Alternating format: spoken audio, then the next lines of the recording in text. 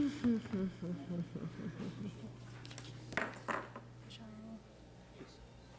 the bathroom. I can see this. It's cold. It's freezing, we're just not used to it. You can actually see the back of the room. That's where they set the Okay. I'll call the meeting to order. This is the City Council meeting for the City of Pacifica, October 8th, 2018. Can I have a roll call, please? Councilmember Martin? Here. Councilmember O'Neill? Here. Councilmember Degree? Present. Mayor Pro Tem Vaterlos? Here. Mayor Keener? Here. We'll have the salute to the flag led by Councilmember O'Neill. I pledge allegiance to the flag of the United States of America and to the republic for which it stands, one nation, under God, indivisible, with liberty and justice for all.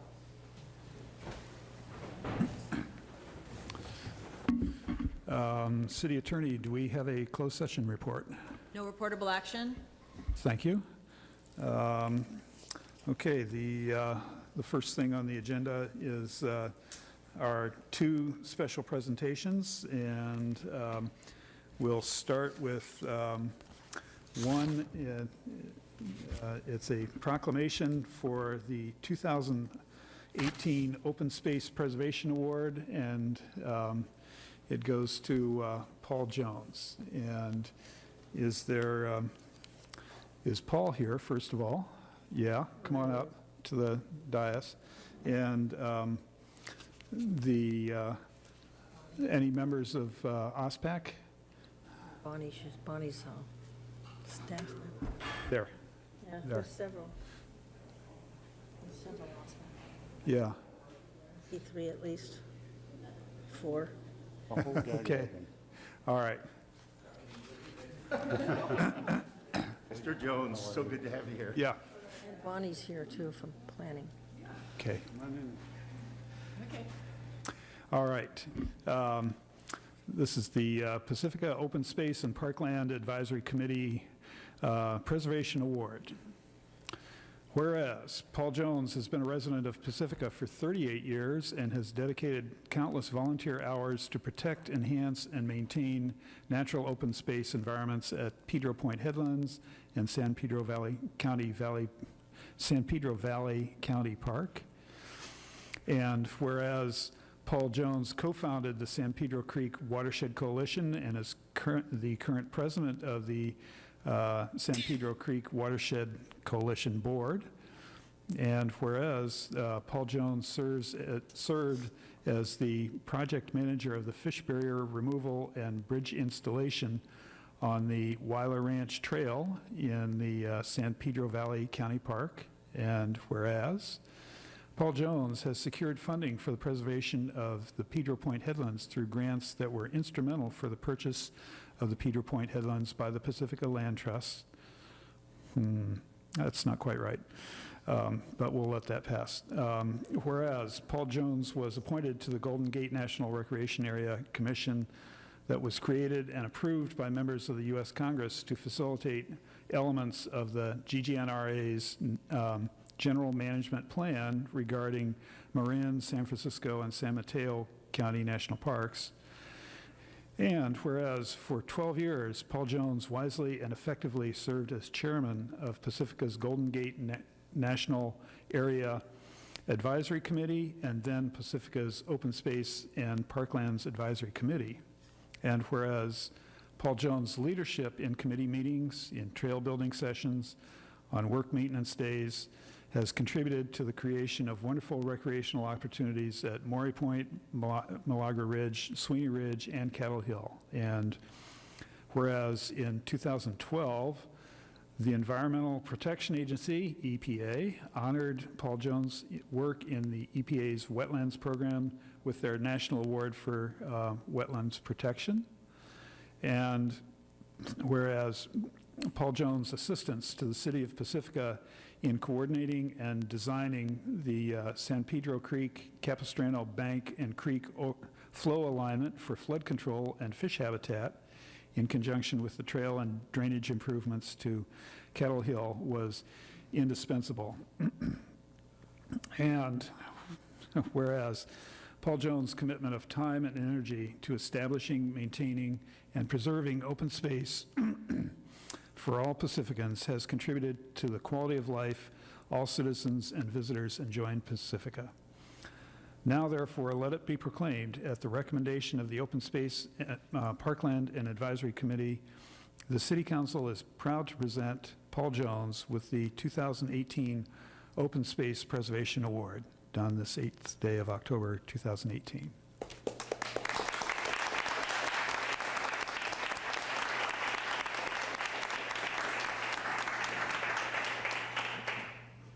Care to say a few words? Mayor Keener, council members, city staff, my former colleagues from Open Space Parkland Advisory Committee, and Tina, the director, and Bonnie, staff support. Thank you, and of course the people of Pacifica. Thank you very much for that. I'm genuinely honored. It's been a terrific run since I moved here in January of 1980, and increasingly got more and more involved in open space and park issues. And it's an honor to get this recognition from you. So I thank you very much, and I thank Jim Sullivan and I think Mike Pacelli, even though they probably regret it now, they're responsible for putting forward my nomination, at least in part. And so special thanks to them for that. Thanks very much. Thank you, Paul.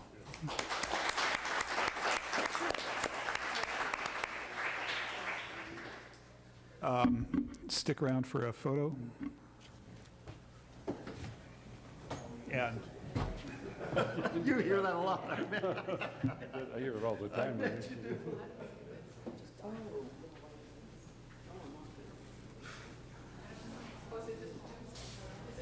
Everybody.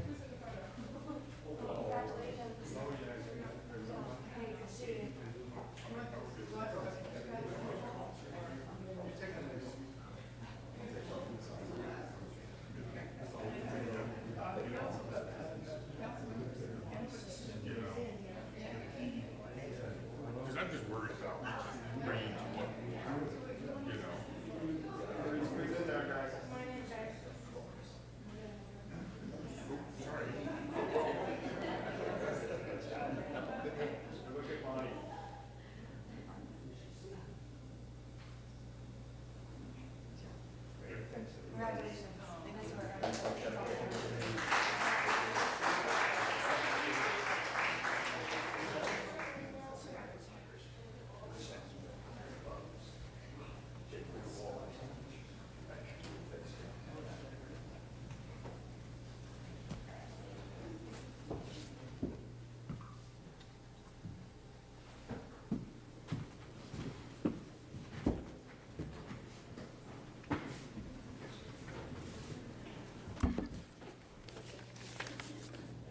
And we have a second special presentation, another proclamation, in recognition of the Art Guild of Pacifica, 60 years of bringing art, education, and enjoyment of the arts to the community. And Cindy and your associates,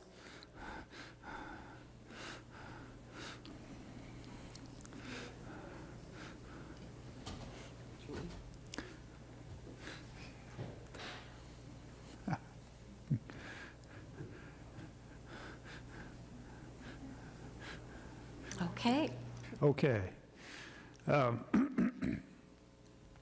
Whereas the Art Guild of Pacifica was founded in 1958 with 22 members whose purpose was to bring art, education, and the enjoyment of arts to our community. And whereas in 1996, the Art Guild of Pacifica, recognized as a long-standing community group, was granted a lease by the city for the Sanchez Elementary School, enabling the transformation of the property into the Sanchez Art Center. And whereas the membership of this organization has grown to more than 160 artists, art supporters, families, and students from throughout the coast, peninsula, and San Francisco. And whereas the Art Guild of Pacifica produces 4 themed, non-juried shows per year and a membership exhibition which provides juried awards, and the honor and opportunity of a group exhibition to 4 winners. And whereas the Art Guild of Pacifica offers numerous opportunities for group art experiences with monthly discussion groups, low-fee or free workshops, an artist store, and whereas the Art Guild of Pacifica creates a yearly holiday enabling artists and artisans a low-cost, non-commission opportunity to display and sell their work, resulting in proceeds donated to scholarships for the children's art classes at Sanchez Art Center. And whereas the membership of the Art Guilds of Pacifica fills the many hours of gallery attending required to keep the galleries at Sanchez Art Center open to the community for viewing 3 days a week. And whereas the Art Guild of Pacifica collaborates with the Sanchez Art Center and its 30 studio artists by working together to organize, coordinate, curate, and sponsor all exhibits and activities to ensure the best possible art experience and education for the community.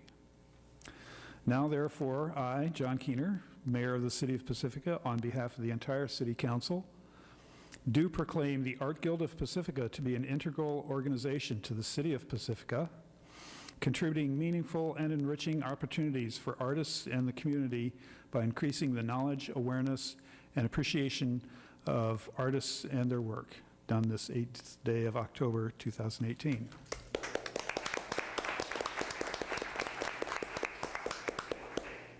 Hello, Mayor Keener, council members, staff, and public.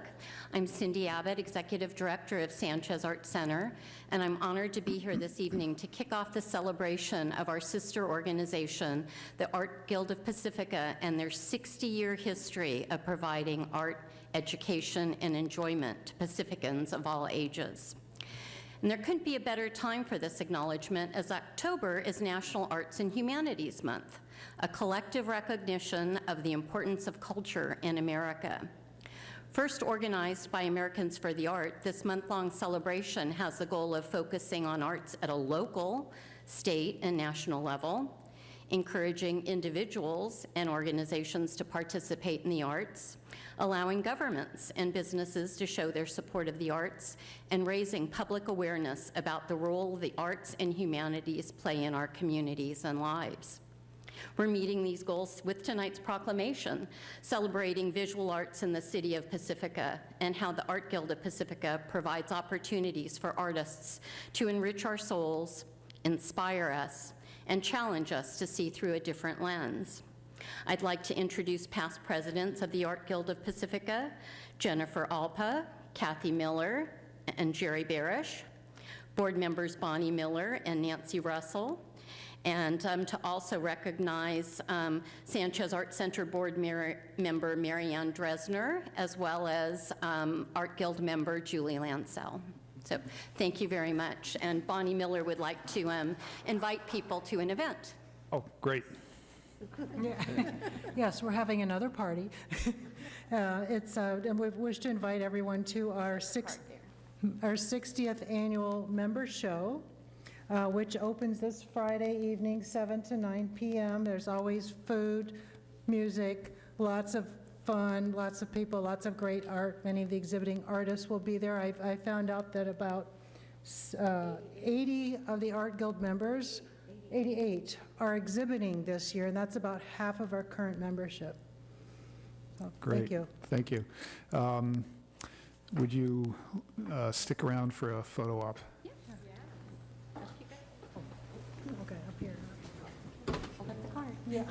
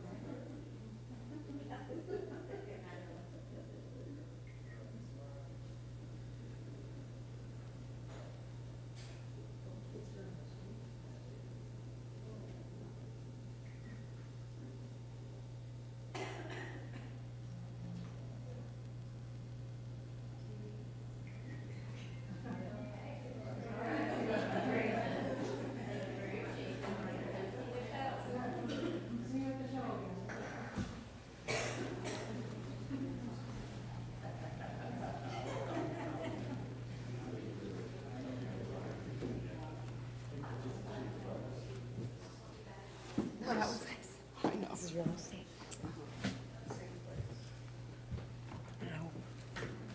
Yes, Okay, that's it for this one.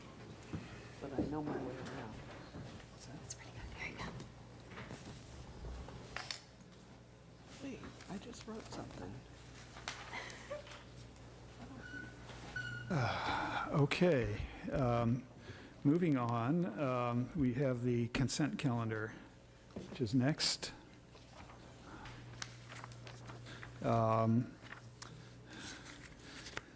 Let's see.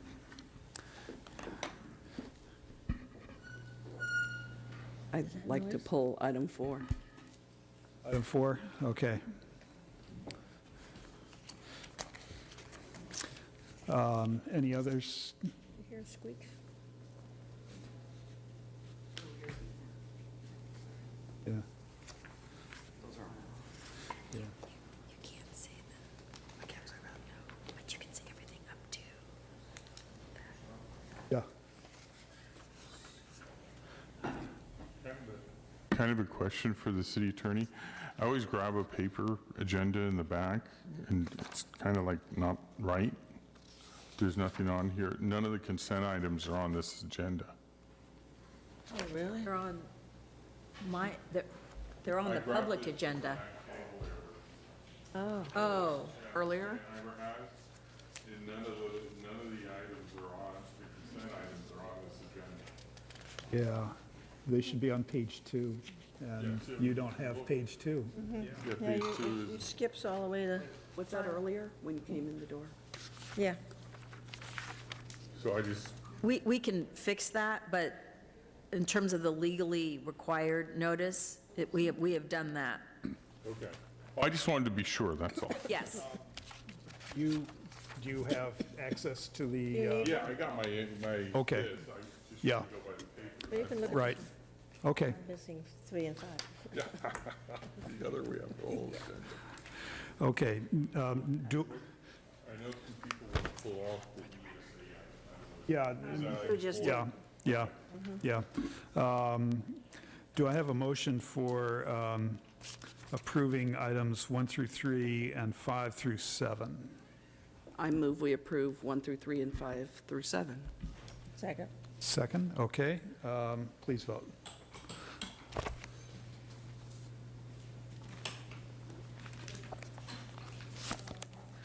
And that passes 5-0.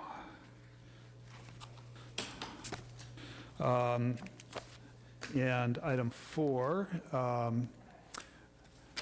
I think we should, you have a question, or do you want a staff report and so on? I wanted a staff report. Okay. Could we have a staff report for item 4, the approval of the amendment number 2 for the consultant services agreement with Environmental Science Associates? Yeah, sure. I'll kick it off, Mayor Keener, and then turn it over to our planning department representatives if more detail is necessary. But Great. the summation of this contract amendment is, that, as the council is very well aware, the increased public outreach, the amount of staff, the amount of consultant resources that have gone into preparing for those public meetings, as well as the detailed responses to comments, the volume of comments received from the public, generally are the categories that have added up to this amount of a contract amendment necessary with ESA. And if there's more specific questions about some of the line items, I'll ask Director Weremeister or Ms. O'Connor to come up and answer those. Any questions from council? Or do you want more of the staff report read? Can come up and talk first. We have no cards for the public, so, Okay. I just wanted a little bit more explanation, even though I can see it. I don't know that everyone else can. We did increase by 41,000 back in March of 18 for additional effort. I know that we had extra public meetings, which were necessary, and I believe that's the cost, but I just wanted it to be more public. So I think it would be good to just summarize what the items were that contributed to the extra cost. And, okay, Bonnie? I can start answering your questions, and then maybe ESA can come up too.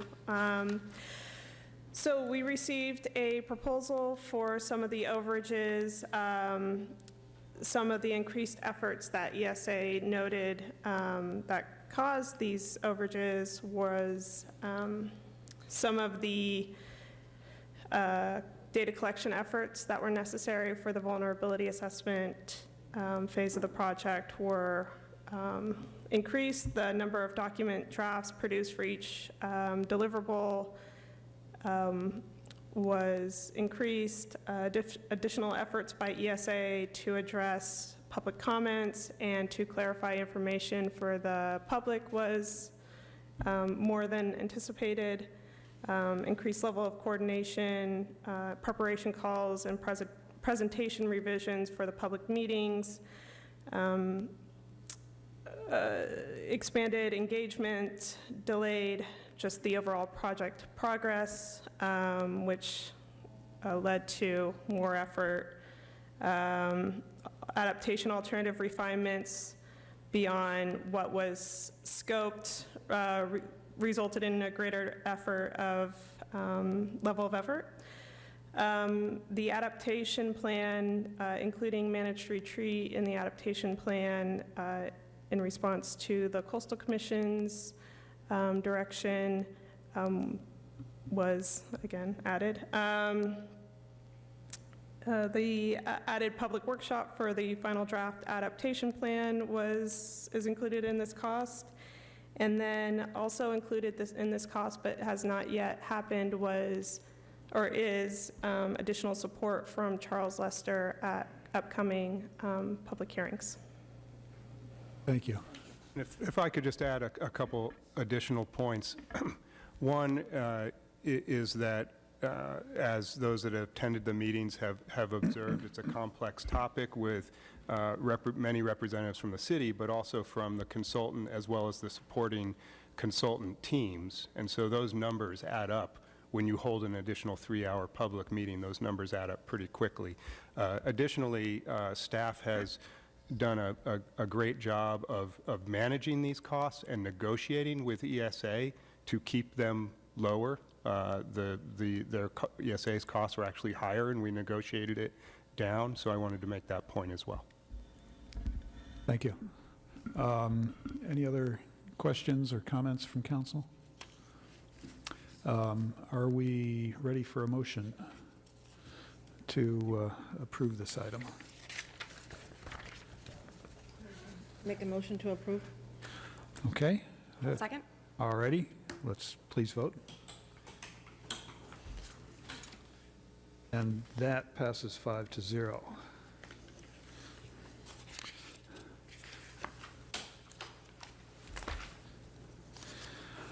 All right, now we come to oral communications, and I have several speaker cards, and anybody else that wants to speak should fill out a yellow card in the back. Cindy Abbott, followed by Lori Goldberg, followed by Bridget Duffy.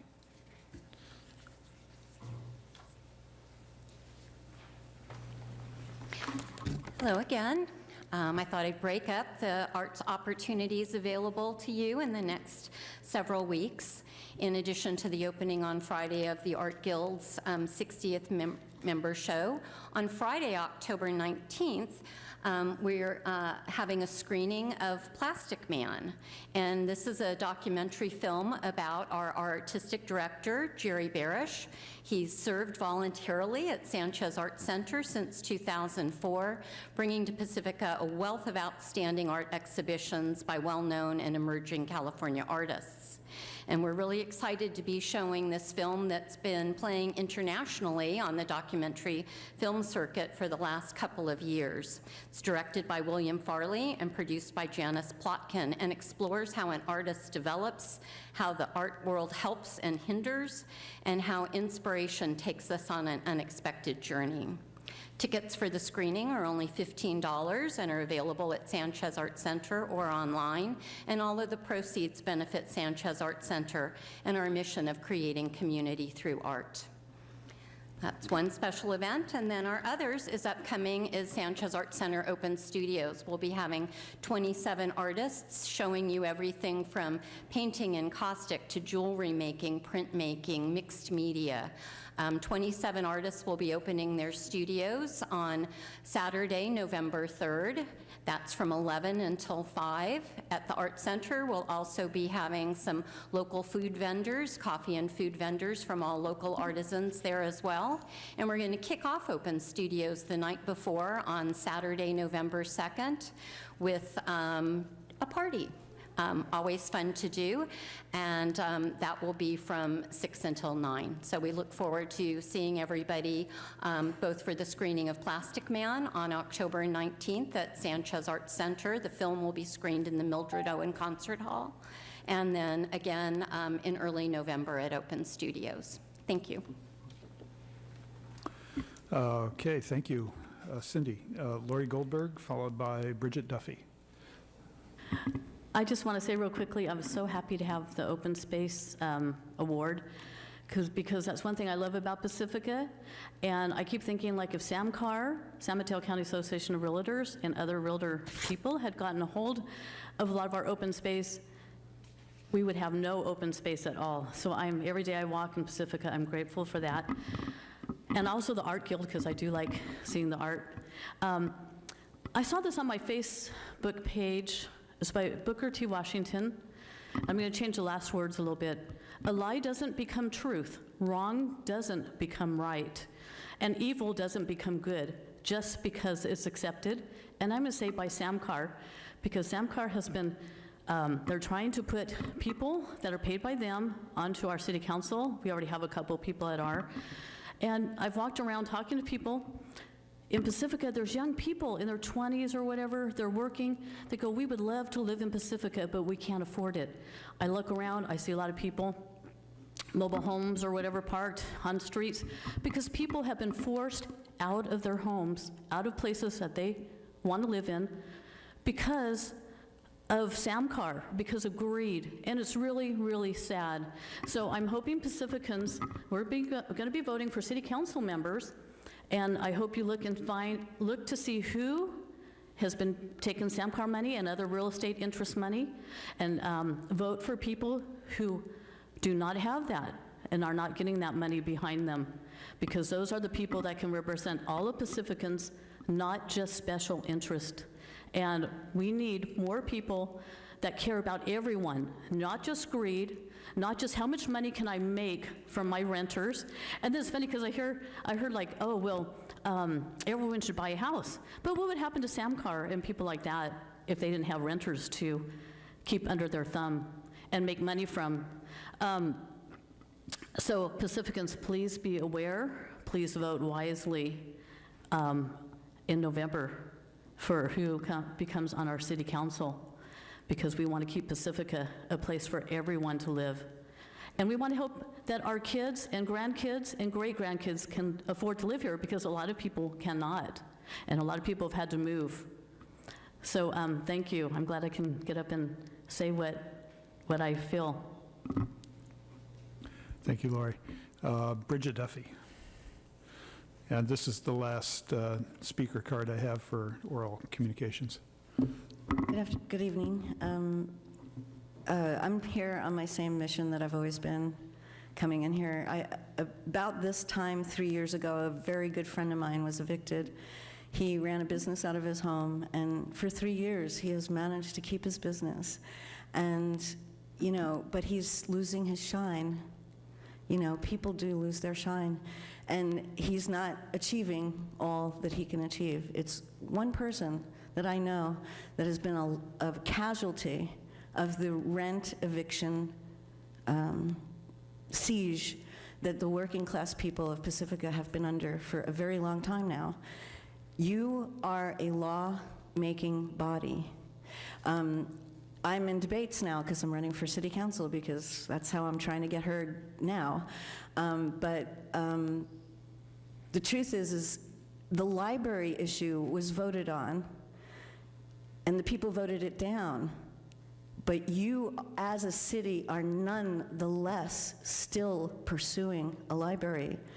So if the Measure C campaign was trifled with by signature gatherers who are now in jail for what they did, lies that were told even by council members to our public, And all of this is in the public record. There is no doubt about it. There's no doubt about the fact that Measure C absolutely did not get the chance it deserved. Our constitutional rights have been violated as a community because we asked you to help us with the rent problem. We asked you to create a stable environment for working people. The election was tampered with, but nobody has done anything about it. We're going into winter again. And to be honest with you, I think I have been polite for too long. It is time for people to lose their politeness. I don't want to watch my neighbors in another winter. We need a rent stabilization measure. We need to have an emergency moratorium on rent increases and no-fault evictions, which will stop people from becoming homeless. And I hope that we can, there's only 60 to 80 people right now that are homeless. Can't we as a community find some way to put these people indoors? How can we have people in our community, in the richest county, in the richest country in the United States of America, sleeping in their cars and still working full-time and paying taxes? It's disgraceful. Thank you, Bridget. All right, on to council communications. Do I have any volunteers? None.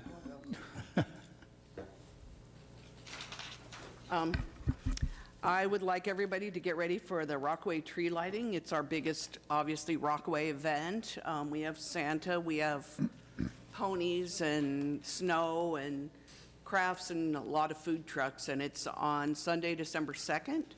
It starts at 4 o'clock in Rockaway, and it's really fun. I also attended the Home for All Learning Network, which I go to about every 3 months. This time there are grants available for cities so that they can educate people on the value of affordable housing and not just saying not in my backyard all the time. The message for people to know that affordable housing is necessary and it works. So hopefully we're applying for that grant, but there are only 2 grants this time. I went to Council of Cities with various other people in South San Francisco. That was enjoyable. At the Fog Fest, in my short time in the booth, I registered 6 people to vote. I thought that was great because I expect that one person I registered would be great, and I registered 6. And I'm surprised that people would even bother to stop in a booth to register to vote, and I find that so appealing to me that people would even stop and take that time, and it was great. I also stood in the Pacifica, City of Pacifica booth for a little bit, talked to some people, but I'm probably not the best person to do that. I also talked to a woman who is building container homes. They range in size from a 1-bedroom studio type to a 2-bedroom, and they're considerably less expensive than any other type of building because the container's already built. They're all insulated. They're attached to the sewer and electricity. It was in Pacifica. She's moving it over to South San Francisco. But they are, the most expensive one, I believe, is $50,000. And so it's another idea that we can look at for affordable housing. So that's it. Thank you, Sue. Sue DeGree. So Councilmember O'Neill and I met with the 2 members of the Council of Brisbane and a small group of residents there. And one of the things that Terry O'Donnell, who's the council member from Brisbane, and myself, we got on the SFO roundtable, which met last Wednesday. Some of the things we talked about that evening in Brisbane, and to have on an ongoing schedule for the SFO roundtable are 3 things: departure issues, arrival issues, and ground-based issues. And we want those at every meeting so that the roundtable and the public can keep alert to how things are going. We can actually compare from each month. That's just the beginning. There's several other things that we've talked about here in council numerous times and also at that Brisbane meeting that we will be bringing up as well. So Congresswoman Spear has a gathering on October 23rd, if you haven't signed up for that. So I don't know what she's going to be talking about. Of course, the talk about airplane noise and how to measure whether 65 decibels is too high and should have 55, and is the monitoring equipment adequate for today's life, and all those sort of things. So I heard a somewhat reliable rumor that like NASA might have come up with some solution. So I did alert Congresswoman Spear to that.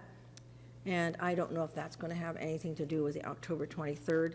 Being an eternal optimist, I would like to think something like NASA or some other company is coming up with a solution that will do much better than we've been doing in the last several years, because there's no solution. But don't give up. So the other thing is, very happy, we gave the award to, about the Open Space Award, Parkland Award, because the work done on the creek, I don't think many people here realize that in San Pedro Creek, right here in Pacifica, is one of the few, the very few creeks, freshwater creeks, that actually host steelhead. And there's because of the drought, it's worse and worse and worse. And so with all that very hard work and the commitment of the city, and the county may be interested in doing more, as we have a wonderful thing there, and I'm happy that it's continuing, and that you, the public, will know more and more about it, because it's a Pacifica asset. And there's a fire was in Half Moon Bay. Fires are all over the state. And so I know, as far as I know, it was true, right? Pacifica did go to that one? I'm not sure. I had heard that Pacifica, and I did see a Daly City fire. The other cities cover us when our fire goes, so very concerning. On the way home from a swim meet on Saturday, there was a terrible fire on 101 right along the freeway. So fire danger is something also that we as Pacificans have to worry about. So. Thank you, Sue. Mike O'Neill. I attended Fogfest, which I think probably most of us did. That was working? No, this one? No, that one's working. It was working last week. So I attended Fogfest, which I think every council member did attend. I also, one of the committees I'm on for the county is LAFCO, and I attended their conference, and they actually had a whole thing on how many acres of trees have burned due to the climate change. In 2012, they had an estimate of about 20 million trees that were dead. It's now up to 132 million and still counting. Wow. And how the acreage, and basically because it wasn't harvested, they weren't able to tend to the forest, and that actually encouraged more and more tree bugs. But they are getting slightly hopeful, because apparently the bugs are eating smaller trees, which means they're running out of food, so eventually they will die. But it's very sad to go by in a national forest and see piles of logs that they've had to cut down, and there's nothing they can do about it. They're even trying to figure out where they're going to put it, because they don't want to just leave them sitting there rotting, because after a year, I guess the wood isn't any good anymore for even building or anything. So it was very interesting and eye-opening. I also ran a program, there was a program on display there that I shared with the city manager that actually would be very helpful to planning, called Urban Footprint. It can actually measure, I can actually put in a parcel number, and it will bring up risk analysis, public transportation. If you put this here, this is how much taxes you would get. If you leave it this way, this is what you won't get. And it looked like a very interesting program. So he's going to be, now he has to share it because I said it on TV. I also was there, as Councilman Degree mentioned about Brisbane, and I'm quite happy to see that even the members of the public that were there were happy to agree to have 2 council members from each city go visit the FAA. And our goal is to go into the FAA with 3 points to discuss with them, and we've agreed on one point, so we have 2 more points, and then we're going to start trying to get in to visit the FAA themselves. Also attended the Council of Cities meeting with, I think, Sue D, and John, and I think we were all in the tallest building in San Mateo County, probably, wasn't it?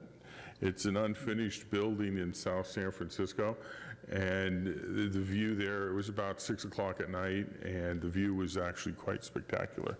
But I do think that's probably the tallest building in San Mateo County. So that was that. That's where we should go study the airport. We can wave at the passengers as they go by. Very well. Yeah. Okay. Yep, not much from me. We have a beach cleanup this Saturday at Sharp Park from 9 to 11. And then also, I think there's open house at the firehouse this weekend on Saturday from 10 to 1, I think.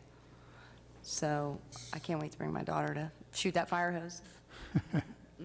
Thank you, Deirdre. I have a couple of unusual things. First of all, I attended the workshop put on by the Urban Planning Institute, and this is an all-day workshop where teams of 5 people or so build over an urban renewal area of 7 or 8 blocks. I mean, they use Legos, so it's modeling, but and it's very well, there's a lot of rules involved, you know, about how much office buildings you can have, different kinds of apartment buildings, and so on and so forth. And anyway, the idea is to optimize everything, and in the meantime, various facilitators sort of challenge what your decision was, and you know, they got us to change a few of them, and for the better, I think. It turned out this was the first Urban Planning Institute workshop for elected officials, and they said it went real well. I don't know if they're just trying to butter us up or not. My team won, which we were totally shocked by. The other teams had a greater sort of financial outlay, but we followed the rules, and that's why we won. So, for whatever that's worth. That means you had a successful city, isn't it? Huh? It was a successful city, isn't it? Yes, yes, yeah. I attended a meeting on the Ohlone Portola Trail. This was put on by the county at the community center, and it was well attended.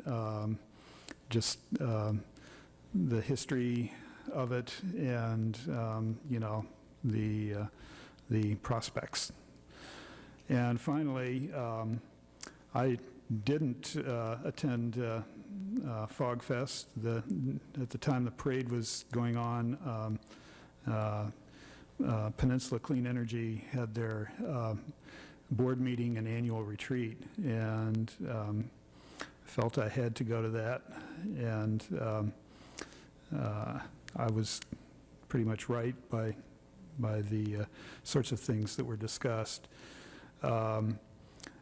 They held an overview of their programs for the next, 5 years at least, and so some of them are like help for low-income folks to buy electric vehicles, charging stations, local solar installations, conversions of buildings from gas to electric, all things to reduce our greenhouse gas usage. And I think Peninsula Clean Energy is not only a leader in San Mateo County and California. I think it's a leader in the United States in terms of green energy. Another topic that was discussed extensively are the exit fees that PG&E charges Peninsula Clean Energy customers. So by way of explanation, Peninsula Clean Energy supplies the power. PG&E still gets the power from wherever it's generated to you, to your house. And PG&E has prevailed upon the Public Utilities Commission to increase their exit fees just about every year. And these are fees that they believe they're due because of expensive contracts that they signed years ago. And why they're still increasing, I don't know. But at any rate, that was a hot subject of discussion. And so that's all I have. Now it's on to staff communications. Thank you, Mayor Keener. City Council members, Kevin Woodhouse, City Manager. I have several items I'd like to mention. First, Mayor Pro Tem Vaterlos mentioned the Home for All grant program, and the city will be applying for that. I've already had an initial conversation with them about it. They will be only selecting 2 cities to grant the money to, or the pilot project. It's not a grant of money, but an effort. And so we'll see how that goes. I did want to also announce that as a reminder regarding Proposition 6, statewide proposition, which is a challenge to SB1 funding, that as a reminder, the City Council passed a resolution taking an opposition position to Proposition 6 back in May, to an opposition to any measure that would challenge the SB1 funding, which is about $640,000 per year for paving projects in Pacifica specifically. Additionally, the California Coastal Commission just announced last week that they are postponing their hearings related to the residential adaptation planning guidance document.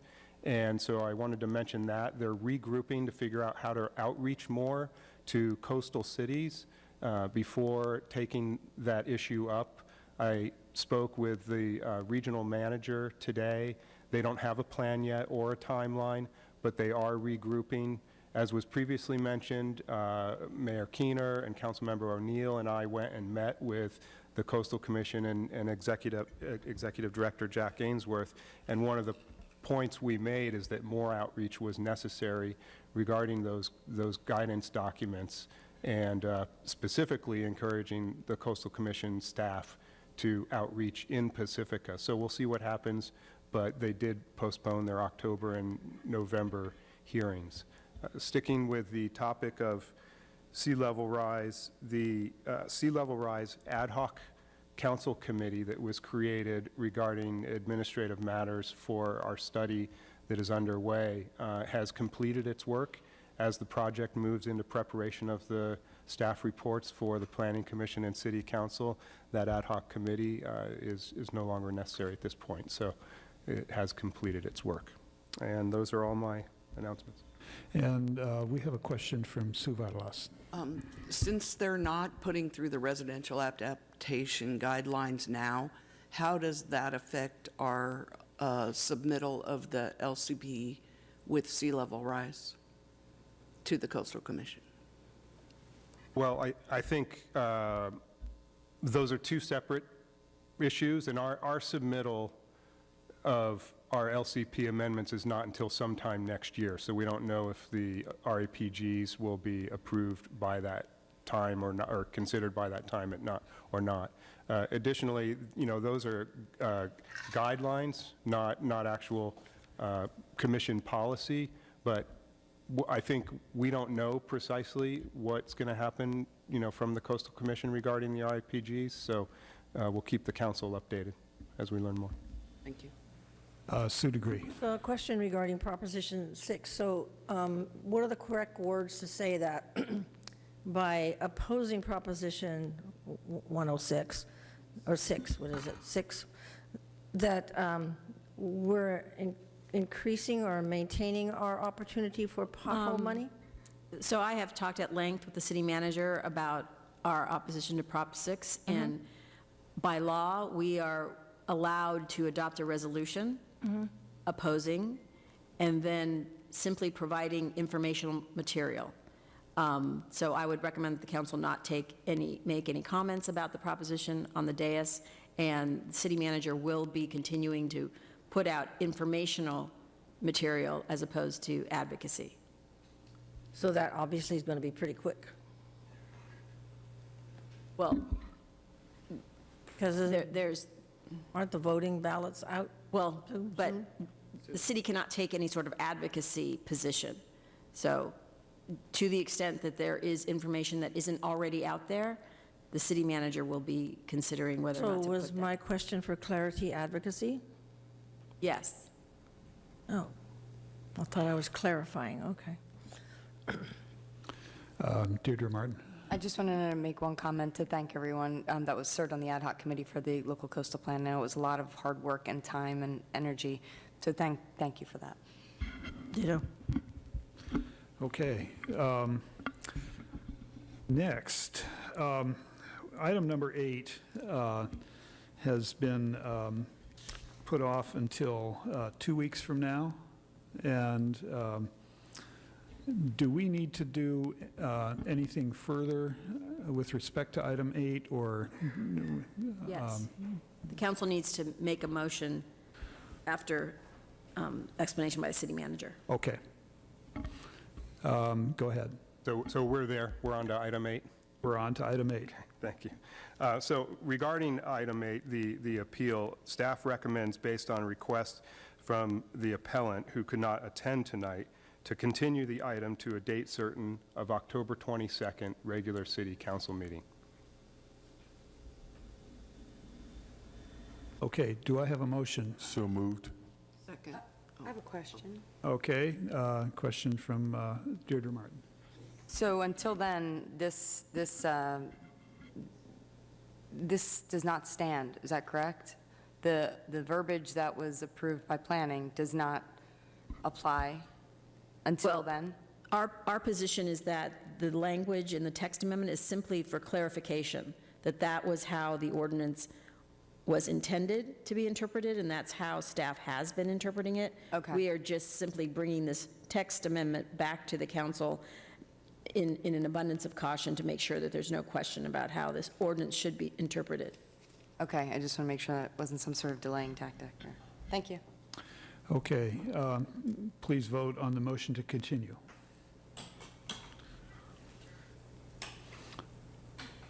And that passes 5-0. All right, next, we have item 9. This is a public hearing to receive input from the community, that's you, regarding the creation of a district-based election system. And could we have a staff report, please? On September 24th, the council adopted a resolution of intent to transition from at-large elections to district-based elections following receipt of a letter from Schenkman and Hughes law firm on August 20th challenging the city's at-large election system under the California Voting Rights Act. Since adopting that resolution of intent to transition to district-based elections, Pacifica has 90 days in a safe harbor period to go through a districting process, which would involve 5 public hearings, which this is the first of the 5 public hearings. This first public hearing is to invite public input regarding the composition of the city's voting districts to use as inputs for drawing maps, which would occur at a subsequent public hearing. I'd like to introduce Shalise Tilton from National Demographics Corporation, who will provide a presentation that provides more detail on the districting process. Yes, go ahead, Shalice. Thank you, Mayor Keener and council members. As Sarah said, my name is Shalice Tilton. I'm Senior Consultant with National Demographics Corporation. We're often referred to as NDC. We've been serving cities since 1979. I believe we've drawn over 250 maps that have been adopted by agencies in California. So I want to just give a caveat before I start. As demographers and often people who are very close to government, we use a lot of acronyms. So please stop me if I do that. This is a very quick process for the public. We want to make sure that everyone understands the process as best as possible. We'll be talking a lot about the California Voting Rights Act. It's often referred to as CVRA. So if you want to go ahead and advance to the next, oh, I've got it here, okay. The California Voting Rights Act is often referred to as CVRA, so we'll hear that often. It is located in the California codes. It's under the election code section. And so it's a very actually short section. It's election code 14025 through 14032. So it's probably the bulk of it is definitions.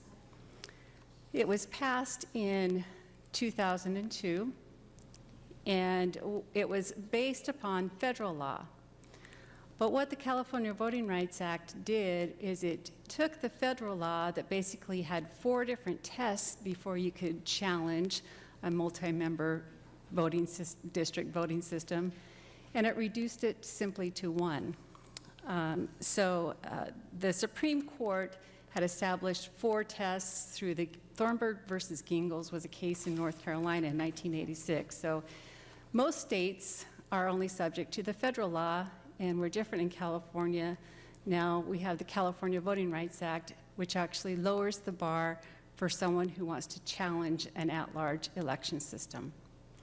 Let me just say quickly, when we say at-large election system, that means that the council members presently can reside in any location within the city, and every voter within the entire jurisdiction is able to vote on that council member.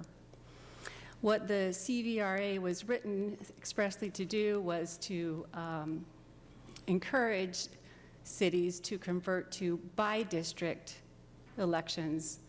In a by-district election, the council member must live in a designated section or district, and only those within that district can nominate and vote for that council member. It's important to differentiate between by district and from district. So the courts look at the word from district as something entirely different. From district, you live in the district, but everyone still votes on you. That is considered, according to under the CVRA, to be an at-large system, so that's not a valid option for us. The valid option for Pacifica to avoid a lawsuit under the California Voting Rights Act is to convert from an at-large system to a by-district system. I should point out that once if the city chooses to make the complete conversion from an at-large system, then you are no longer subject to a lawsuit under the California Voting Rights Act. So it only pertains to at-large election systems. So once you are no longer an at-large election system, you would no longer be subject to a California Voting Rights Act. So simply put, do you want questions when you hit that subject, or do you want to wait till the end? either way is fine. I can take them now. Okay, so you just said that we would be subject if we had an at-large system. So if we have, let's say, 4 members of districts and an at-large mayor, that would still leave us subject to, would that leave us subject to a lawsuit down the road? We have not seen that election system be challenged, so we believe that that is a viable option for the city. Okay, thank you. So now liability for California is only determined if the racially polarized voting exists. So racially polarized voting, the definition of that is if the minority protected class votes differently than the majority.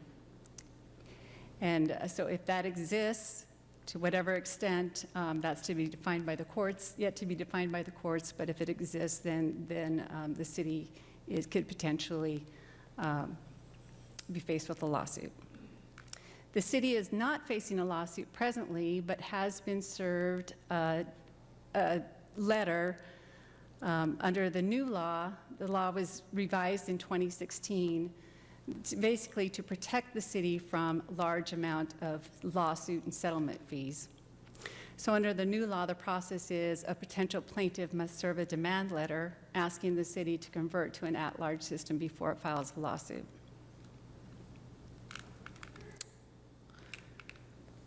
Oops, I think I skipped twice.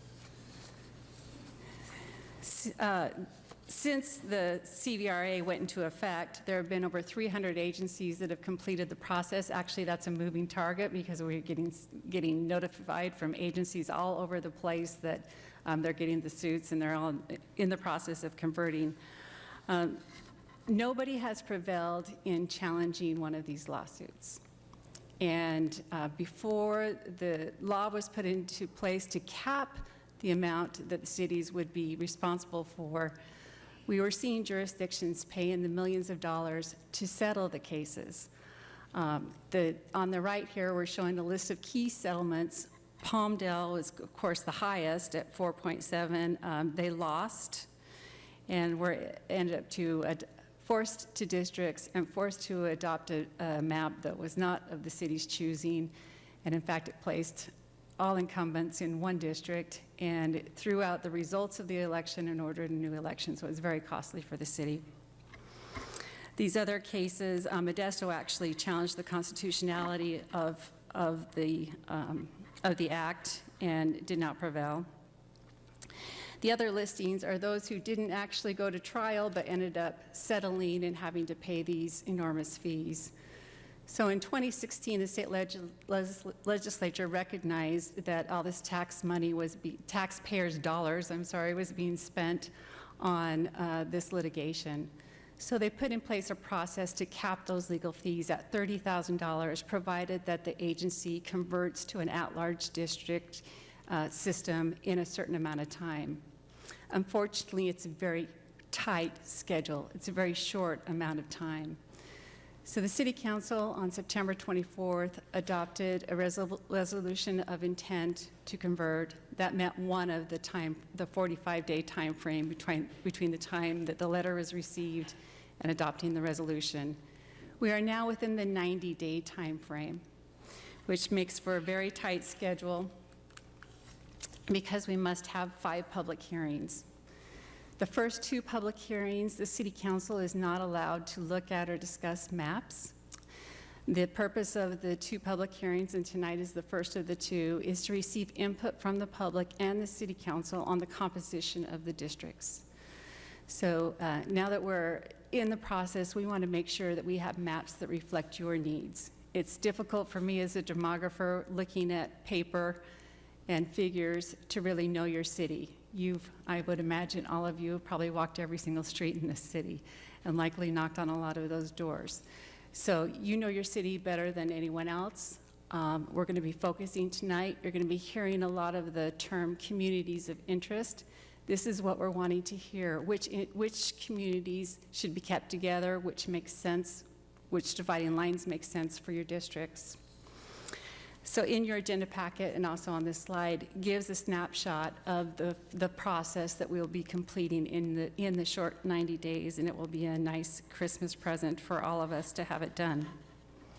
The 2 initial hearings tonight, October 8th, and the second one will be October 22nd. Then we'll be releasing the draft maps. Any draft map that the council will be considering must be published on the website 7 days in advance.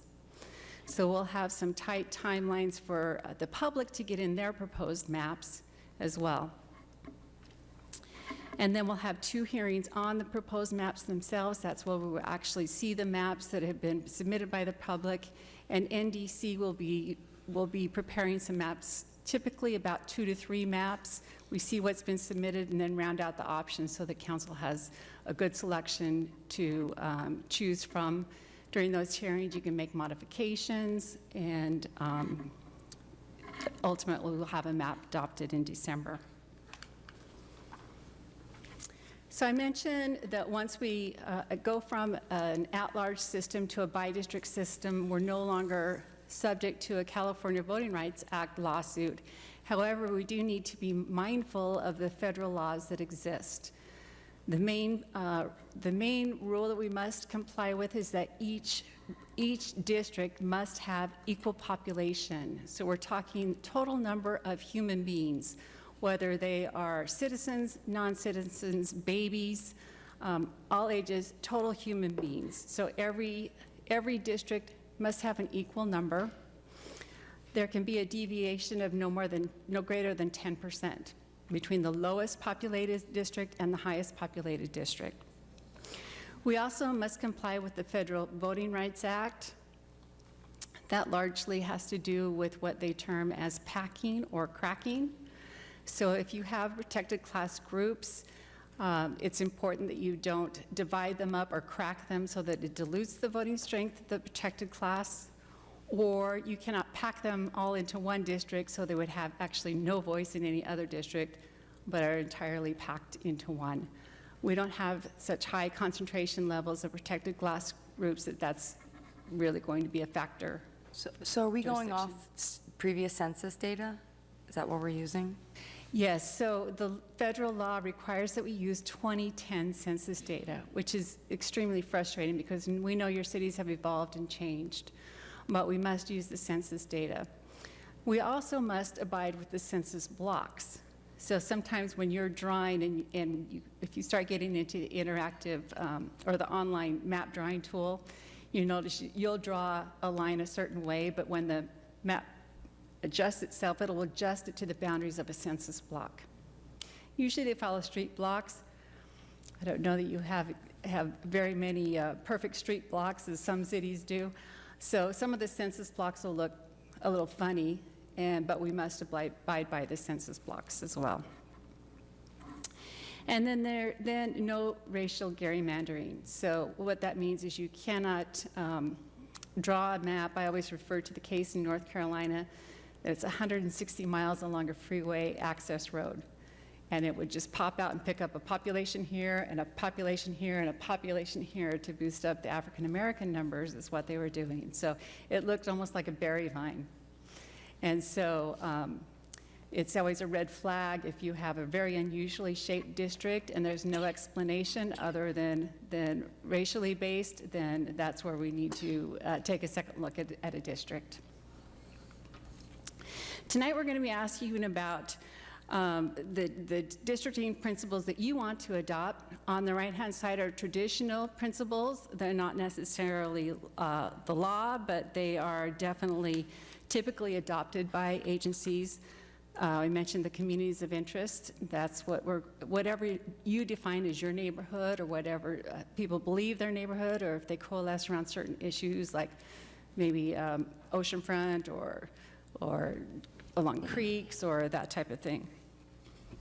Compactness, we always strive for compactness and boundaries that make sense. I'm going to be showing you some samples of compactness. Compactness definitely has different definitions, and if there's a policy reason why a map is drawn a certain way, then that's certainly acceptable as well. Visible, natural, and man-made boundaries. Oftentimes, jurisdictions like to follow those just because it's easier for the voters and also for those who are running for office to be able to not have to cross a freeway to talk with constituents. We talk about respecting voters' choices and continuity in office. If possible, we'd like to present at least one map that does not pair council members. The way that I always explain it is with almost every jurisdiction, it would be possible for me to do just what happened in Palmdale and draw every single council member into one district. And what I'm doing is telling the voters, yes, you may have voted for all 5 people, but because of my demographer's pen, you can only choose one. So we believed it's important to leave that in the hands of the voters and let the voters choose who has earned re-election and who has not earned re-election. So if it's possible to avoid pairing of council members in one district, then we will try to at least present one option that does that.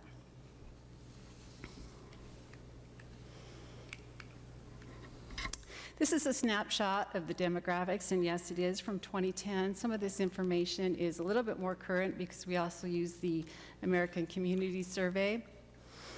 The total population, however, is from 2010. So when we talk about having equal amount of population, we put on the left-hand side either a 4-district map or a 5-district map. So when we're talking about criteria for adopting our maps, some certain jurisdictions believe that this is a good time to switch to a directly elected mayor with 4 districts, so that would be the 4-district option, or to keep the 5 districts. So the sooner, if that is a consideration for the council, then we would want to make that decision as soon as possible in the process. The sooner the better. What happens, we see when other jurisdictions leave it hanging out there, that seems to become the topic of discussion, and we lose valuable time in talking about that policy issue as opposed to, what makes sense for drawing the maps. So the categories that are represented here, we're also going to be, when we draw a map for each of the 5 districts, we would do a snapshot of how each of those 5 districts works out. So for each district, you would know the total population. And then we're talking about citizen voting age population. That's a very important category that you'll be hearing a lot about. It's also referred to as CVAP, C-V-A-P, the citizen voting age population. That's the second box down on your left-hand side. So citizen voting age population is anyone who is a citizen and 18 years of age or older. They don't necessarily need to be registered to vote, or they would to vote registered voters to be counted in that CVAP. But this is the number that the court uses when they're determining the strength of your protected class groups. So you can see that for total population in the city, we have 17% Hispanic, and then we have 3% African American and 22% Asian American. The other information, mostly on the right-hand side of the page, helps us to define our communities of interest. So when you're drawing your maps, you can see how strong you are in a particular district or how high a particular district is, for example, in language spoken at home or housing status, if there's renters or owners in that particular district. Sometimes that is a community of interest that's important to the community, or household income. All of these categories will be useful when you're trying to draw the lines of communities that make sense to be grouped with one another. This is a map that gives you the concentration of your Asian American protected class groups, and they're 22% of the city. The citizen voting age population is Asian American, and they're mostly concentrated in the northeast part of the city. And for your other protected classes, your Latino and African American, we don't see high concentration areas in the city, so they're pretty well dispersed. In looking at this map, you have some errors in regards to where it says schools are and stuff like that. Is that important for this issue, or it's okay the way it is? Some cities choose to consider school attendance zones when they're drawing the maps. Mostly school districts are more tuned into Ours is at large, or, district choice. Right. But I'm just concerned, is there something in the law where you have to have the schools? Not at all. Not at all, okay. That's all I was concerned about. Not at all. We would say that you ought to update those maps so that you have current schools rather than... Okay. Yeah, because you have some schools that are closed, serving other purposes now, and some schools are missing. Okay. There's 3 closed schools on there. Sometimes when they're missing, it's just a function of the map overlay. So as we zoom in and out, they appear. But if we have some that are closed, it may just be less confusing just to not have them on there for its purpose. But as you're using the interactive tools, you can zoom in and out much like you would a Google map, and they will show up.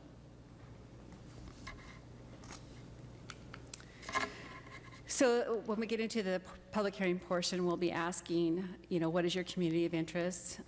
We just talked about school attendance zones. We'd also talked about natural dividing lines, parks, neighborhoods, landmarks, common issues, shared demographics, similar levels of income, education, language spoken at home. And then there's also another consideration is, does a certain community of interest want to be divided into two different districts, and so they have multiple voices, and I'll give you an example of that.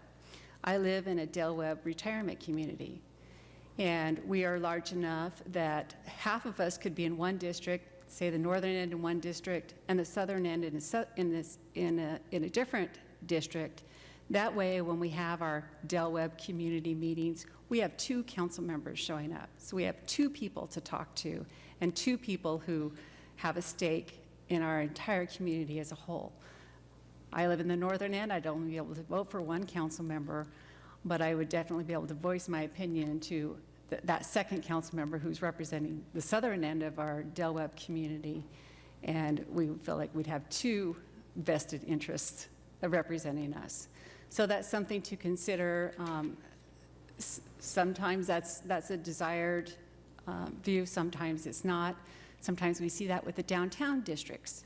So if there's a downtown community, maybe rather than having it be represented by 1 council member, that you'd have several or maybe all 5 touching the downtown area. Let me show you some maps. These are sample of very typical compact maps. You can see they're not exactly perfect because the size will vary according to population. That's certainly going to be the case for Pacifica. You have some large unpopulated areas, and you have some more dense areas. So you have some small districts, so size does not matter, is what we're talking about in these districts.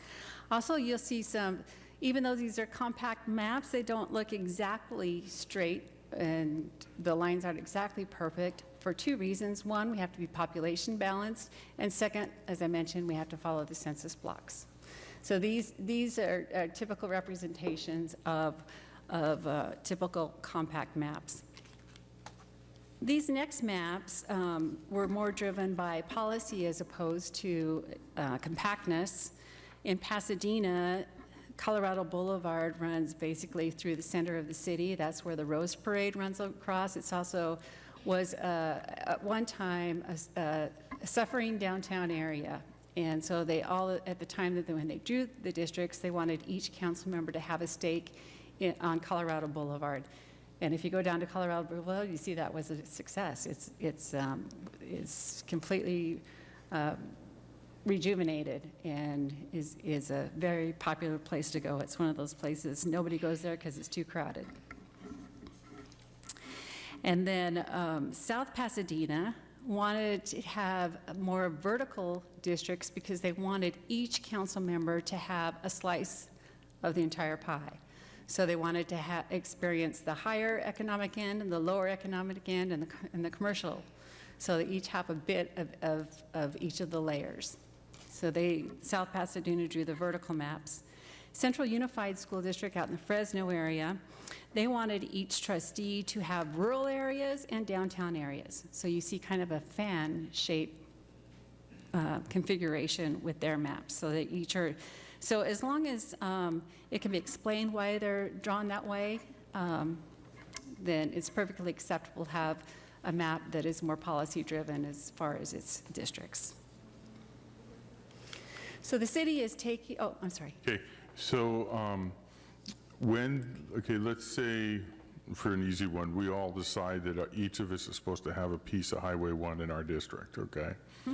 And then, which is probably what will happen, but anyhow, if we choose, when we redraw the maps in 2020, after 21 after the census, do you have to adhere to that policy, or could the council at that time then change that policy so that, let's say we have just back of, you know, Lindemar Valley and just Fairmont, and they don't even touch Highway 1?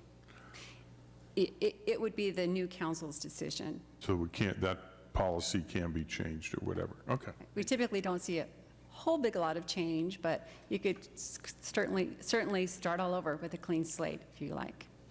That's a whole new map that has to be voted on? Yeah, so the law requires that every 10 years when the census comes out that we need to adjust the boundaries for population so that they're population balanced. So unfortunately, the map that you'll be adopting, should you complete the process, will only be good for one election. And then in 2021, we'll be doing it again. So the various tools that the city is making available to the public, we have simply a paper map that folks can use the paper map as depicted on the very far right of this page. And we've divided that map into population units. This is all available now on the city's website.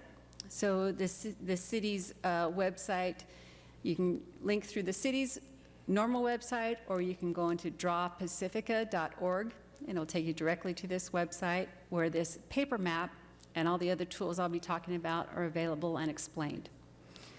So the paper map has just large population units so that one could draw the map and roughly get to the desired population for each of either the 4 or 5 districts. And along with that tool, we have an online redistricting. Well, actually, this is a little snapshot. Let me go to the next one. This page shows a snapshot of all 3. It's easier for me to go into all 3. There's your one-page paper map that I just explained. It gives some brief instructions. We'll have these at City Hall. We can have them at the library. They're available online. And people can just take a pen and just do a thick border around their desired districts. And we just recommend you take a snapshot of it with your cell phone and send it in. Or you can submit it, you can fax it in, you can bring it in to Sarah, or you can submit it by email, a number of different ways. So, so that's certainly the easiest way for folks. Or if they don't like our map, they can use their own map. This has a population unit so that it's better. If you want to dive a little bit deeper into that population unit, just to see how you're coming and balancing out as far as the other categories we talked about, the citizen voting age population, household income, that type of demographics, then you can use the Excel tool. And what you do is there's an accompanying map instead of the population unit numbers that identifies them numerically, and you just punch in whatever districts you have in District 1. You just assign on the Excel sheet those population units to District 1, and it will tell you how that District 1 is coming out, and you proceed to do that for each of the districts. This is all explained on the website, and once you start using it, it's fairly easy to follow. It's kind of a fun way so you can just play around and see how you're doing as far as your protected class group, concentration levels, et cetera. And then we have an online tool that's available. This one is a little bit more complicated. It was actually written back in 2008, I believe, or 2009, and it feels like it. Since California is the only state that's really doing redistricting right now, or districting right now, they aren't going to update it until 2020. So it's a little bit cumbersome, but once you get used to it, it's very powerful, and we find that once folks start using it, they'll submit 3 or 4 maps. But this does all the work for you. You simply just designate which census blocks you want in this particular district, and it will draw the boundaries for you and do the calculations for you. There is a 1 or 2 minute, there's several actually tutorials that go along with this online mapping tool that will help guide the user through how to use it. That's also available through drawpacifica.org. or through the city's website. So at the end of, after the public hearing, we do want to hear from the city council if there are any important considerations that we should be taking into consideration as far as your communities of interest. If council has a preference as far as wanting to pursue a 4-district option along with the typical 5-district option, it would be good if we could hear if you want to have those 2 options available, or if you're ready to make a decision right now on if you want that to be an option or not. That would be useful for us as well. And that concludes my presentation. I'd be happy to answer any questions. Any questions from council? So I have one. So the Asian American community in the northeast part of Pacifica that was the subject of the letter, would that be considered a community of interest? Yes. Okay. Any others? No. Just have some comments, but I'll hold them until after. Okay, great. Okay, well, in that case, I'll open the public hearing, and I have 2 cards, but I think, oops, and more coming. And Bridget Duffy has left the building. First is Tiger Jazz Big Stick, followed by Kim Anderson, followed by, that's it. Good evening, Honorable Mayor and Council. I'm Tiger Jazz Twirls Big Stick of Pacifica. And mostly, at least at this point, I just have questions more than any suggestions. Just in terms of process, one question is when we received the letter, did a plaintiff actually had to be named, like an actual citizen have to be named? Because if not, I'm wondering if that's a place that could be investigated. That aside, if we find that the only place where there's a divergence in representation is what would be that one northeasternly district after it's mapped out, one question is if we find that that's if we find that is the only real concentrated place where there's a community of interest, would we be able to have our process be in such a way that that community is a district that is represented, and then the 4 other districts mapped, since in my hypothetical, none of those 4 districts would have a particular concentration of interest, could those 4 districts then be available to vote on 4 candidates together if there's no concentration within the context of those districts? So that one district has its representation because there's the concentration and it needs to be properly represented. The other 4 districts doesn't have a particular concentration. Could they vote together on those 4?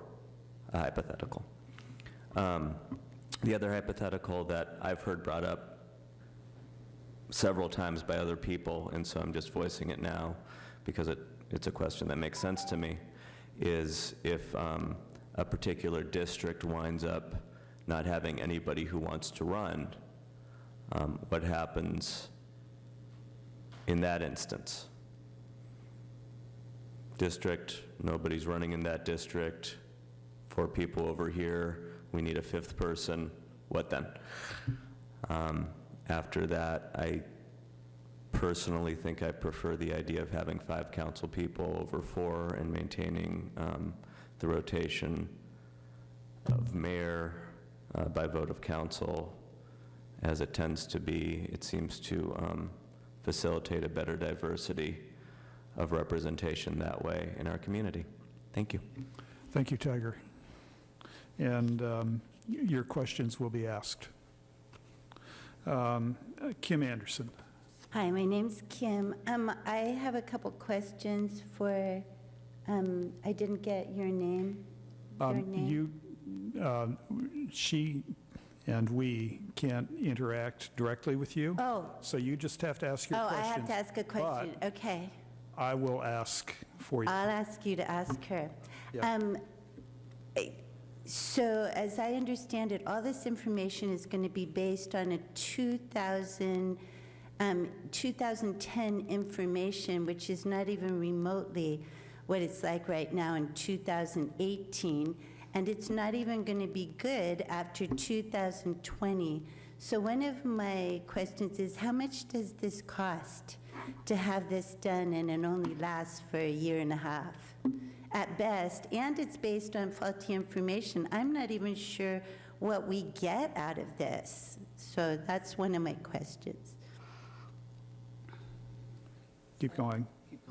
Keep going. Oh, okay, so a real concern. Is this the only company that does this, or is there a lot of competition out here?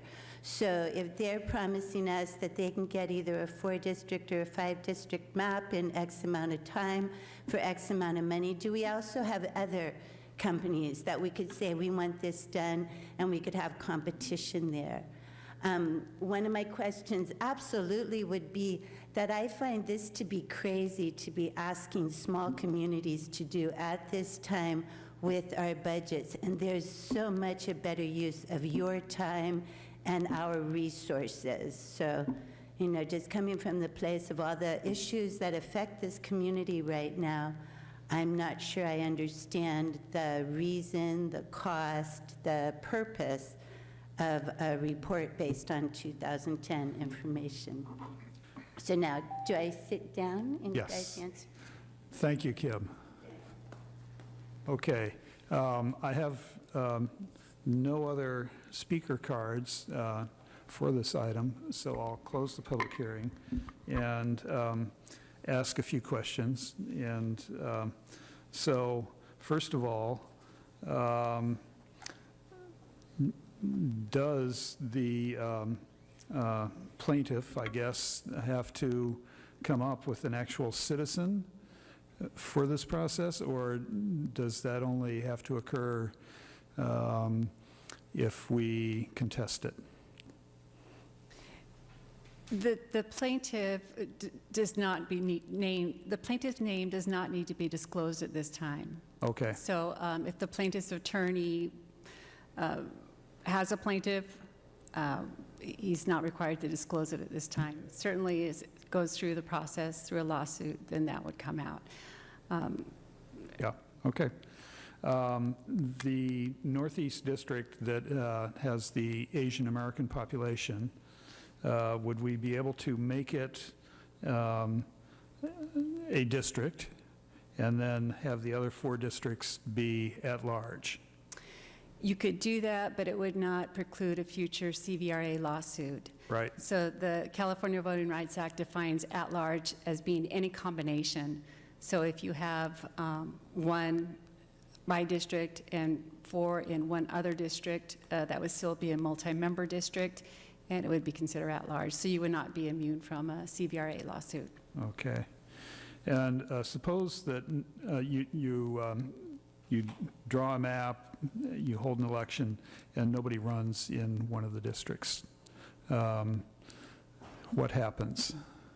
So the process would be the same as it is today. If you had an open seat and nobody ran, then the election code spells out a process for that, gives a certain amount of time for the council to appoint. Otherwise, it would go to another election. Okay. So this is based on the 2010 census. How much will this cost for, you know, basically one election? Yeah. So, Roughly. so the costs, the estimated costs are laid out in the staff report, and we've estimated for the total cost to converting to by-district elections to be approximately $100,000. So that would be, you know, a city attorney expense, as well as the demographer expense, and publishing of notices and any translation costs. Okay, thank you. That does not include the 30,000 to the mugger lawyer. That would include also the 30,000 That cap does to include the that. legal fees, yes. Okay.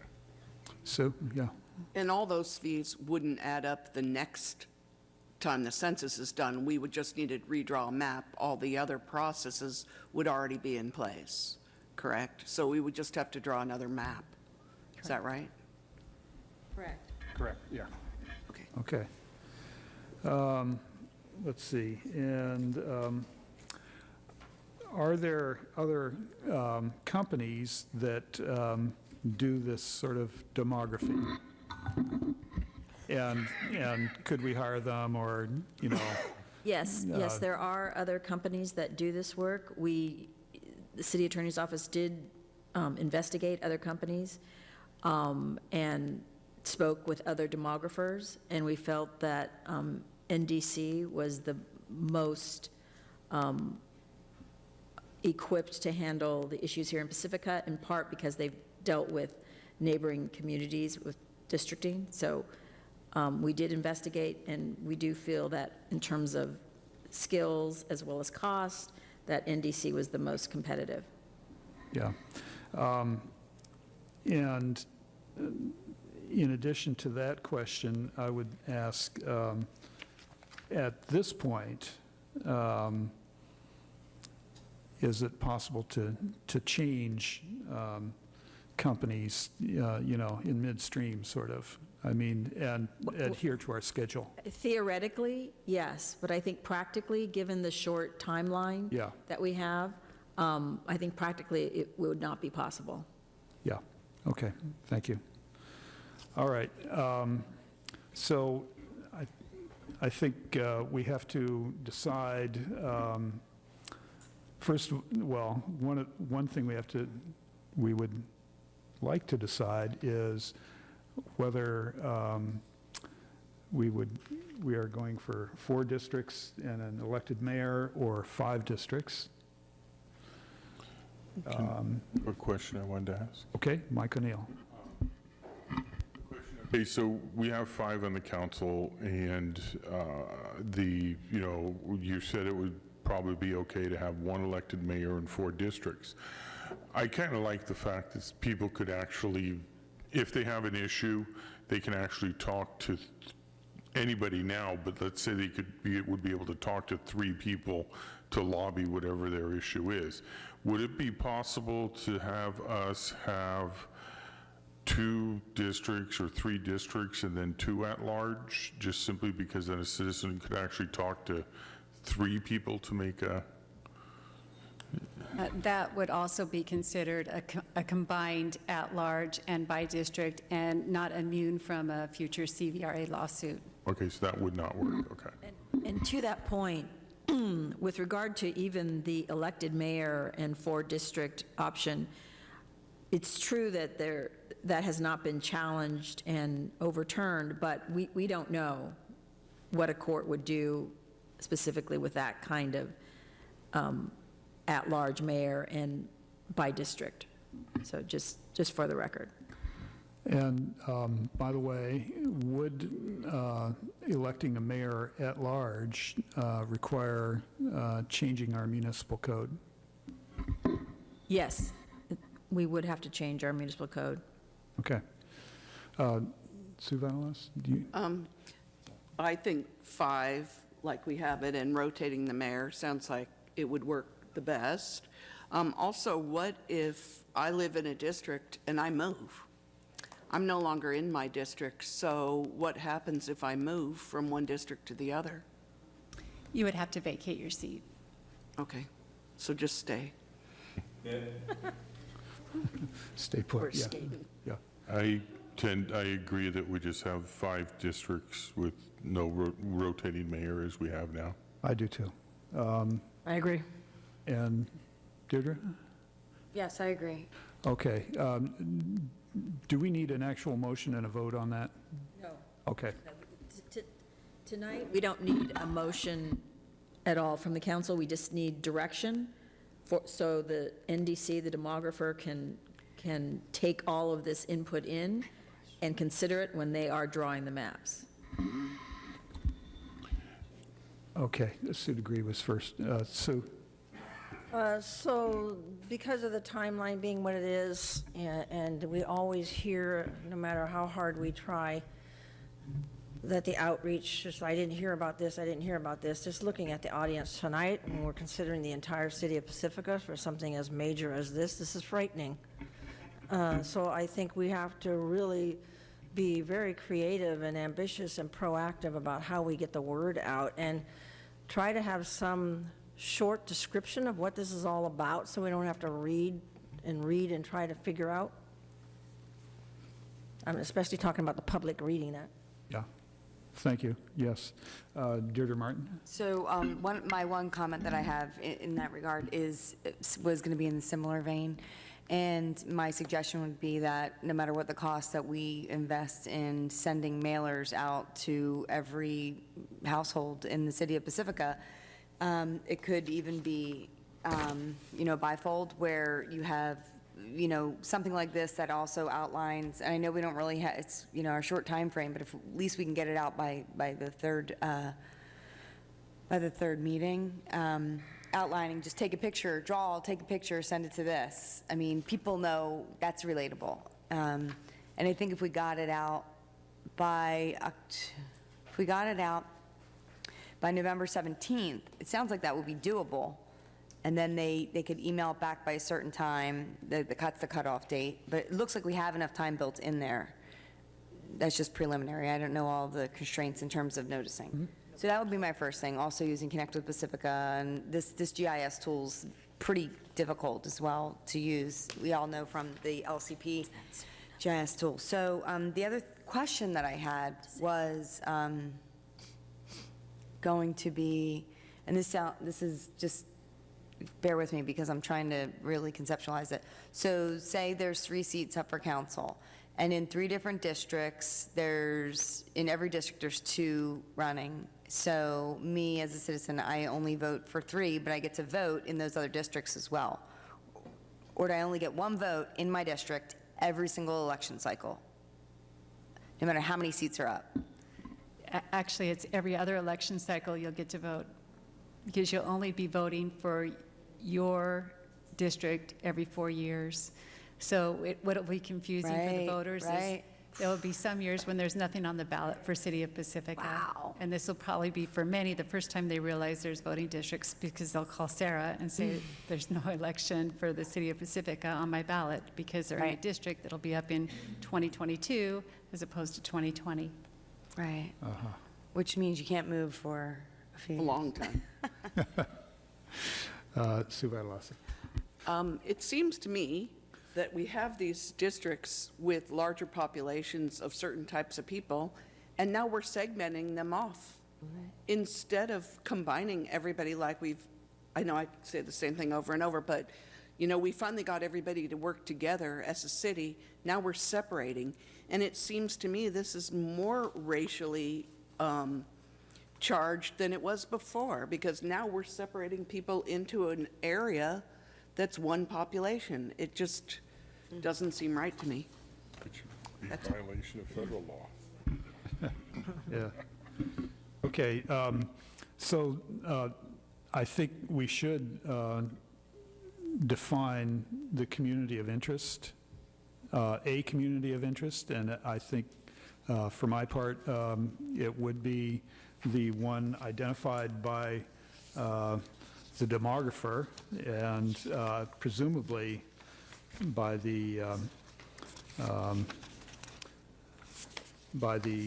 Schenkman, and that is the Asian American population up in the northeast corner of Pacifica. So that is one community of interest, according to me, and I would be looking for confirmation or not confirmation. So by defining a community of interest, what does that mean? What are we saying? We understand that it is 22% of our population is Asian American up in this corner.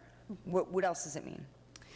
When you're giving me direction on what you believe your community is of interest, we try to present at least one map that has an option that keeps the community of interest together. Okay. So if you say, for example, that you want your downtown area to all be represented by one member, then we'd make sure that option, that's one of the available options.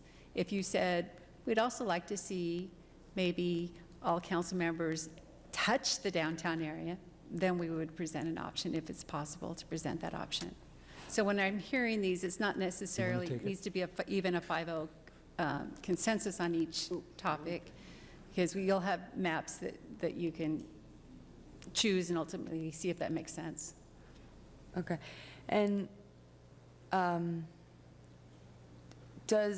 if we define a community of interest and there's a map around that district, are other members of council able to, bring up issues relative to that community as well, or it's still? Yes. Okay, so it's, okay.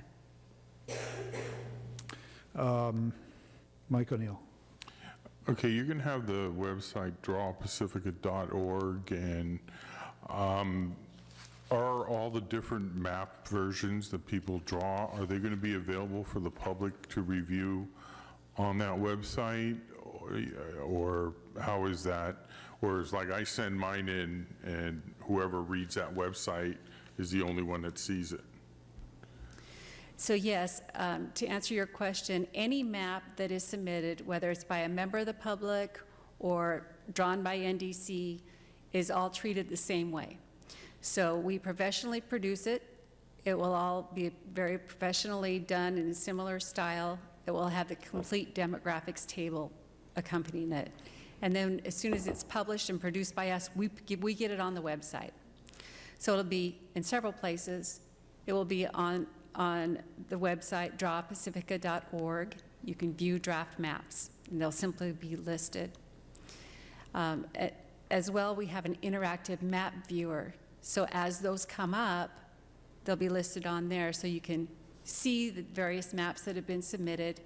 You can overlay maps on top of each other, so you can see how one map differs from the other, if you so choose. And then when folks are using the online map drawing tool, they can share maps. So even if they haven't submitted a map and they're just still kind of playing around, there's an option for them to share a map with the community in general.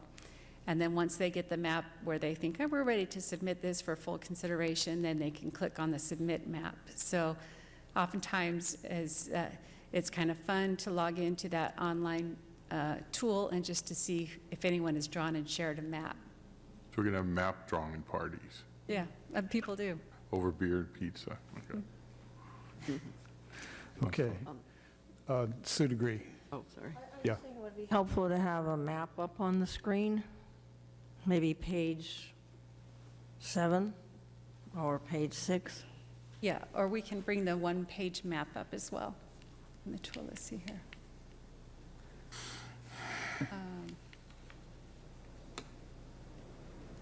I have some questions, but I'll wait until we finish giving all the information you want. The public hearing is closed, so you can go ahead if you want. No, I mean, council's supposed to be giving direction. I want to make sure we give the okay. direction that they want, and then I have my curiosity questions. Okay. Sue Vitalas. I'd like to see all districts cross over Highway 1 and also all touch the coast, touch the water, because I think those are important factors for everyone who lives here. And if I could piggyback on that, I would like to see that too, with the possible exception of the of one district in the northeast part of Pacifica that encompasses the affected minority, the Asian American minorities.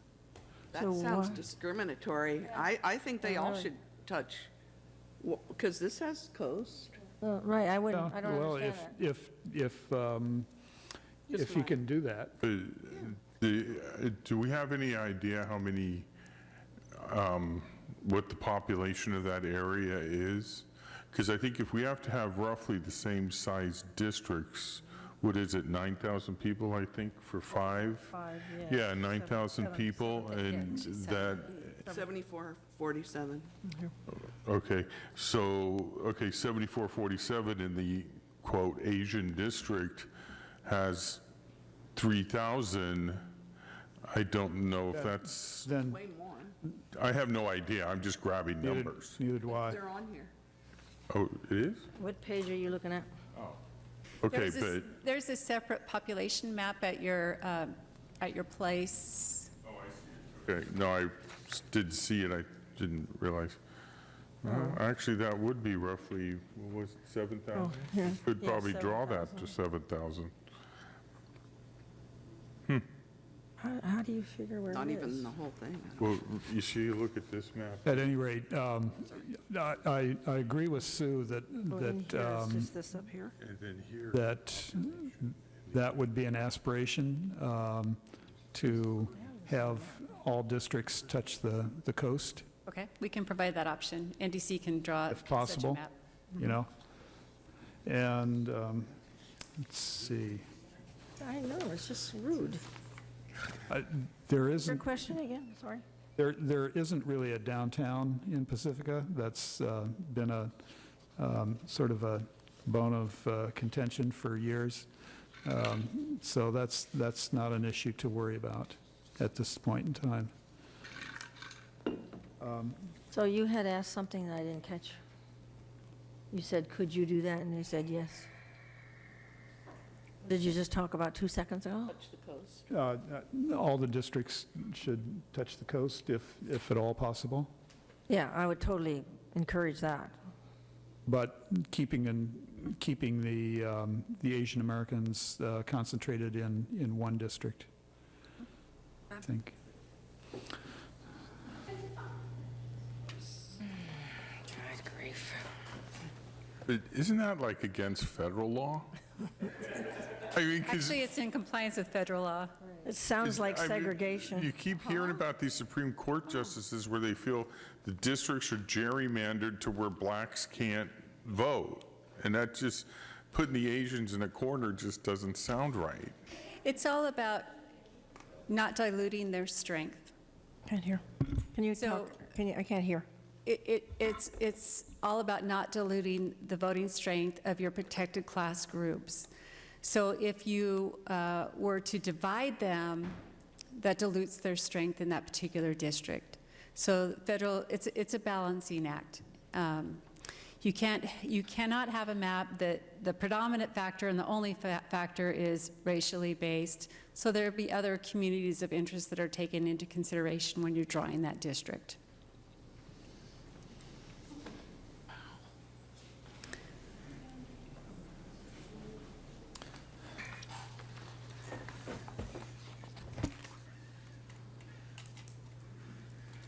So somewhere along the line, economic status doesn't seem to come in anywhere. It certainly should and could as a community of interest. How do we have figures on that? We do, Yes. don't we? Yes, we do. So we can do a similar map we did for the Asian American population concentration areas. We can do one based on household income, if that's helpful, and post it on the website so you can see where those areas are as well. I think we should at least look at that. Okay? We can have one of those maps produced and put on the website so you can see those concentration areas. And I think that we should respect voters' choices and continuity in office. I mean, I agree. I think everybody on council will agree with that. Where are you?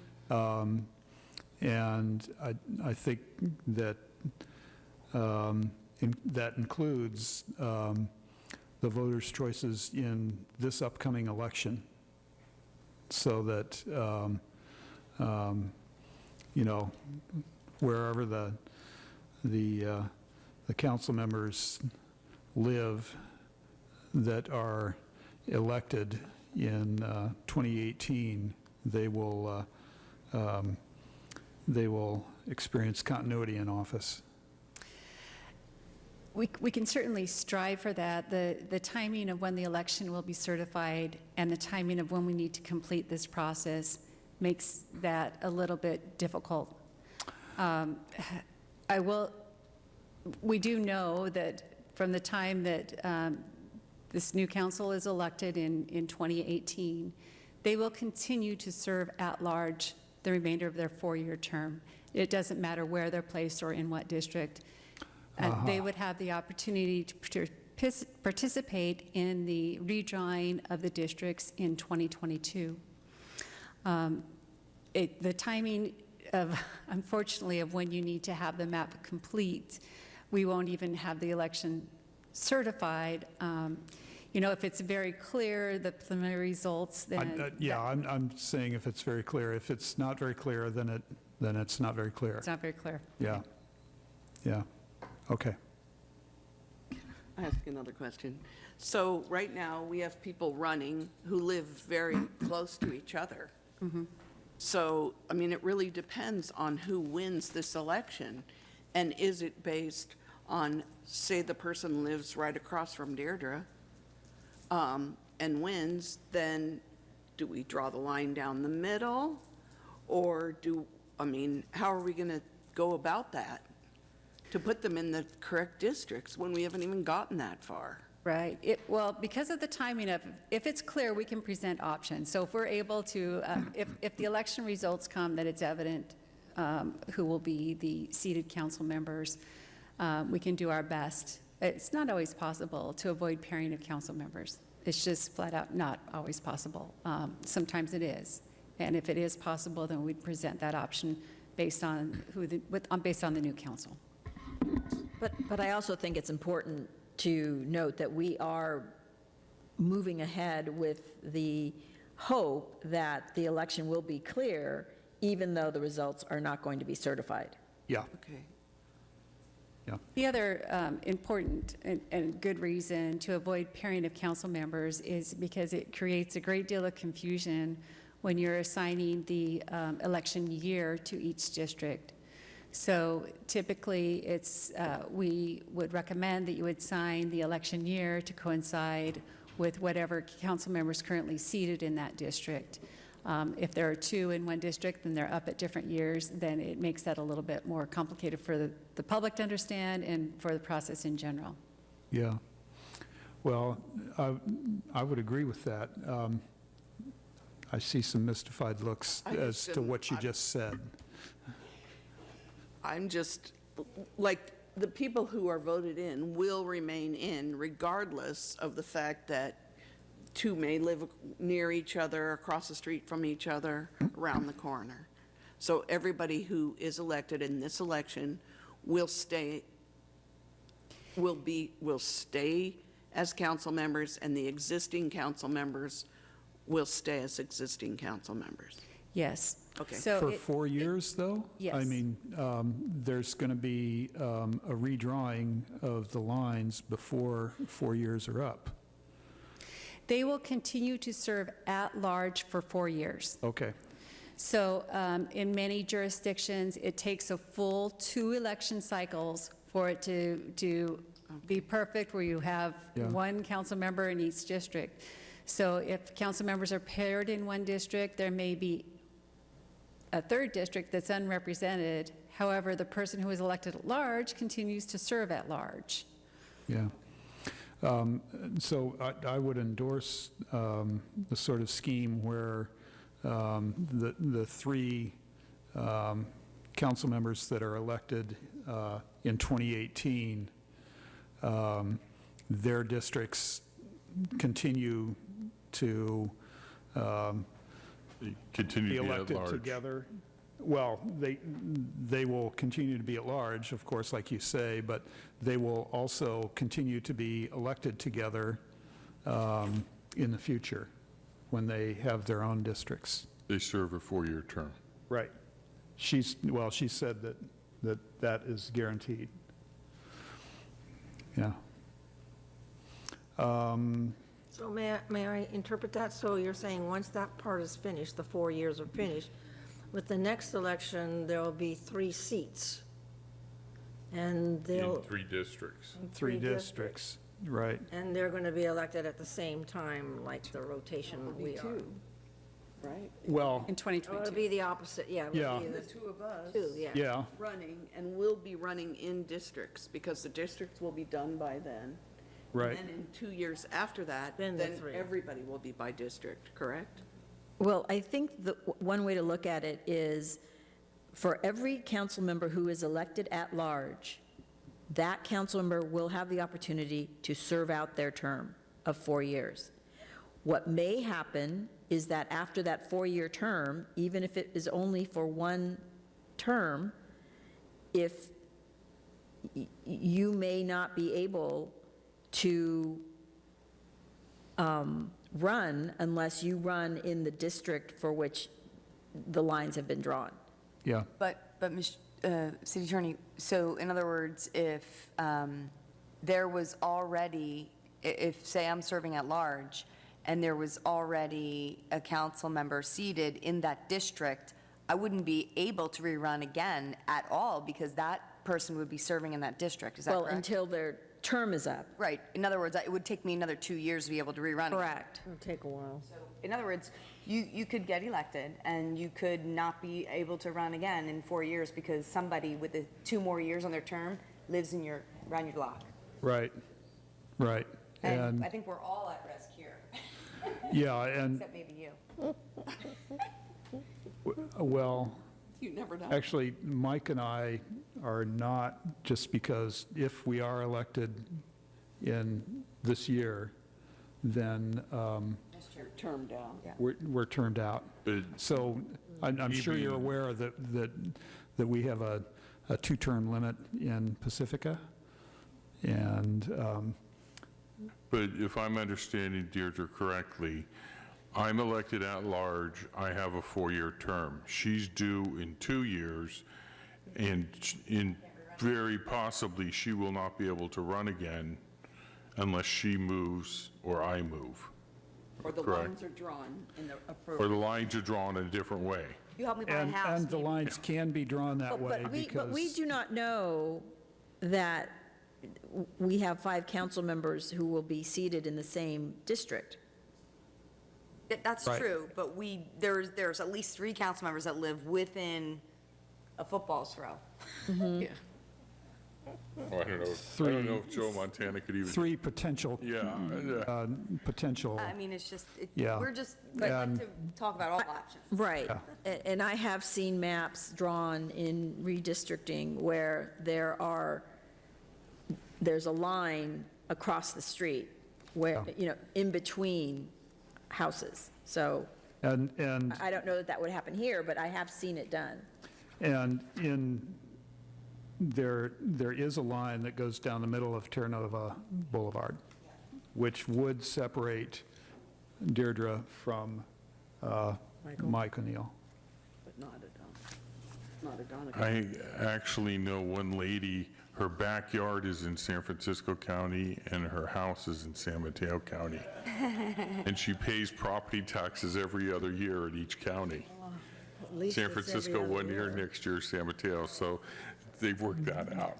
That may take the cake in terms Yeah. of trivia, Mike. Yeah, it's Good true. heavens. It's true. Not too trivial, sir. Okay. Are there any other issues that you need direction on tonight? I would like to revisit, so I have clear direction regarding outreach. The idea was raised about doing a direct mailer, just so you know what we definitely would do, and could create a flyer or, some sort of outreach material that's very clear, and push that out through all the ordinary channels, but specifically about doing a direct mailer to all residents is what I want to make sure and get clear direction from a majority of the council on. That might cost, I think the last mailer we did might have been in the $6,000 range. Right. Depending on how big it is, it might be 10 grand or whatever, but want to make sure to get clear direction on that. I have no problem doing an all-city mailer, but I think maybe it might be best just to direct them to the website. because it's a lot of paper for people to process, if they get it back. And the other thing is that mailer will be going out while people are being inundated by election mailers, right? I'd still support a full mailer, especially the feedback that we got from sea level rise and Yeah. the issue that we had with the mailer. I think this is a good opportunity to not let that happen again. Yeah. It won't be able to go out before the next council meeting, I don't think, right? I mean, we'll have to start working on it right away. I think the goal would be to have it be out in time for folks to know about the first mapping meeting, which I Yeah. believe is the 17th Yeah. of November. Okay. Well, yeah, In I'm advance of that, but. yeah. I'm okay with that. So then did we also agree for principles? We said communities of interest, respect voters' choices. We said Highway 1 should be included in the boundary for every No, it was. I just use that as like an example. The ocean. To the Ocean. coast, to the coast. To the ocean. coast. That will include Highway 1. Thank you. Got it. Both will be in. Yeah. Okay, makes sense. So those are the 3 redistricting principles that we want to adopt. You want to repeat those 3 again, sorry? Communities of interest, we identified one, and that's the one with 22% Asian Americans living in it. And then respect voters' choices and continuity in office. And then also that the ocean would be one of the natural boundaries. Yeah. So I have a question. So in our present general plan, we talk about respecting communities. Do we need to look at that to see how that fits into all this? I'm assuming that the communities would actually be a natural already. I would think that going to by districts would be respecting communities. I mean, we would need to draw the map so that we are taking into account all of our communities. Just wanna Yeah, make some communities may end up getting split. I mean, there's a large enough population in Linamar that it has to be at least 2 districts, and maybe more than that. But Well, or if you believe that there is a community that shouldn't be split up, then we need to tell the demographer that as well. and we identified the one, and Correct. and we haven't identified any Well, we others. were also going to get a map, didn't you say, on income status? Yes. Yeah. So going back to the mailer things, I totally agree that we really need to bend over backwards to make sure that we get this information as clear as a bell in front of everybody. So, but that might mean that, are you talking about that's like 10-page packet? Is that what you're saying that is? I wasn't suggesting that we're doing a really thick thing. This would be a direct mailer that has key information on the mailer and then points folks to the mapping website to learn And where they can more get about things, online or in person? it. Exactly, yeah. Meeting dates. Yes, I think that's extremely important. Yes, right, of course, the meeting dates and Yeah. and everything. Before we wrap up, I have one more thing to say, unless everyone Okay. else. So the last thing I want to say is, I just want to make sure that we're taking into consideration that in 2020, there's going to be another outreach that will probably have to happen to explain to the voters what's going to happen in this upcoming election, because I may or may not be able to rerun, or Sue may or may not be able to rerun, given, okay, so that's just one thing, and that's city clerk costs, and even, this all will change paperwork-wise for you, Sarah, just letting you know. The good news is you won't have to learn the old ways. And then the other thing I just wanted to say was to the community that because stuff like this happens, our 2018-19 work plans get delayed. We just spent how long tonight talking about this? We will have a series of community forums coming up. So when and if our constituents do come to us and want to work with us, we appreciate everything that you do, but we also appreciate your patience because things like this happens that we have no control over and we're under tight timelines for. So thanks. Yeah, I would just emphasize that we have no control over whether we do this or not. I mean, formally we do, but we can cough up, hundreds of $1,000s or $1 million or $2 million or whatever if we want to contest it. And at that point, we will probably lose, and a court may draw the lines for us. So both of those are things we don't want. We're trying to be fiscally responsible here, and so that means that we have to pursue this immediately and adhere to this tight timeline. Sue DeGree. So I am concerned about messaging, because I think what is our most important first message? Is that to announce what this is and to have people know how to get a map and mark it up, and the meeting dates? I'm assuming that would be our number one message, that first message, and maybe the other one about your present people and how that affects the future elections would be at one of the meetings rather than in a mailer. Yeah, I agree. Yeah. And then if I could indulge you for a moment, could you go to page 1? And I've just had some questions that I said I wanted to come back to. So on that one, it says there, the liability now is determined only by the presence of racially polarized voting. So is that now one of the Supreme Court Gingell's test? Is that interpreted that way?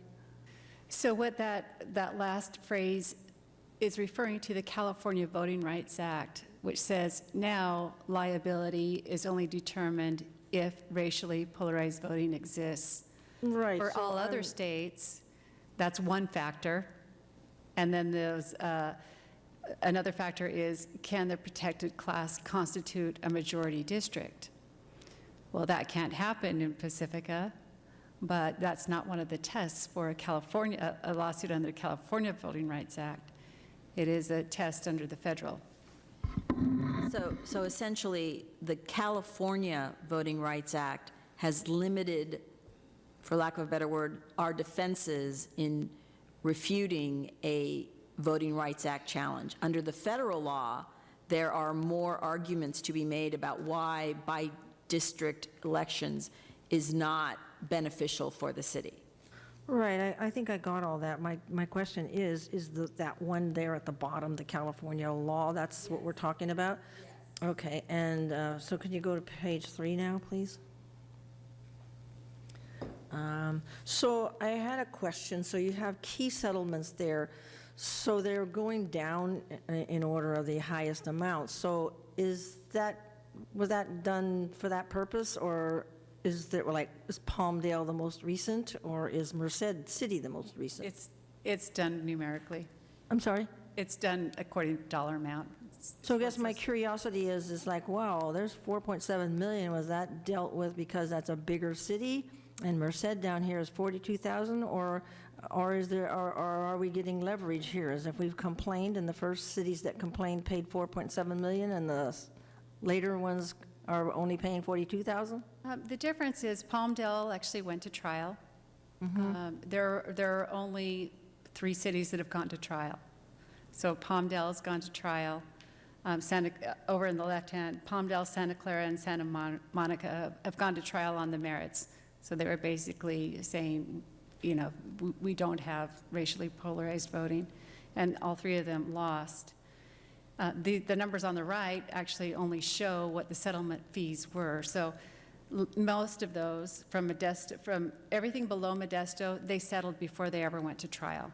They started, the dollar amount started mounting, and they settled before it went to trial. Okay, all right, thank you. And these amounts don't include their own defense fees. So they paid their own legal counsel. Oh, their own city council Yeah, so attorneys. Palmdale and Modesto paid nearly $2 million for their own legal Okay. defense.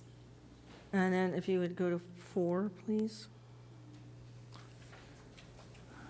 Oh, I'm sorry, that's page 5.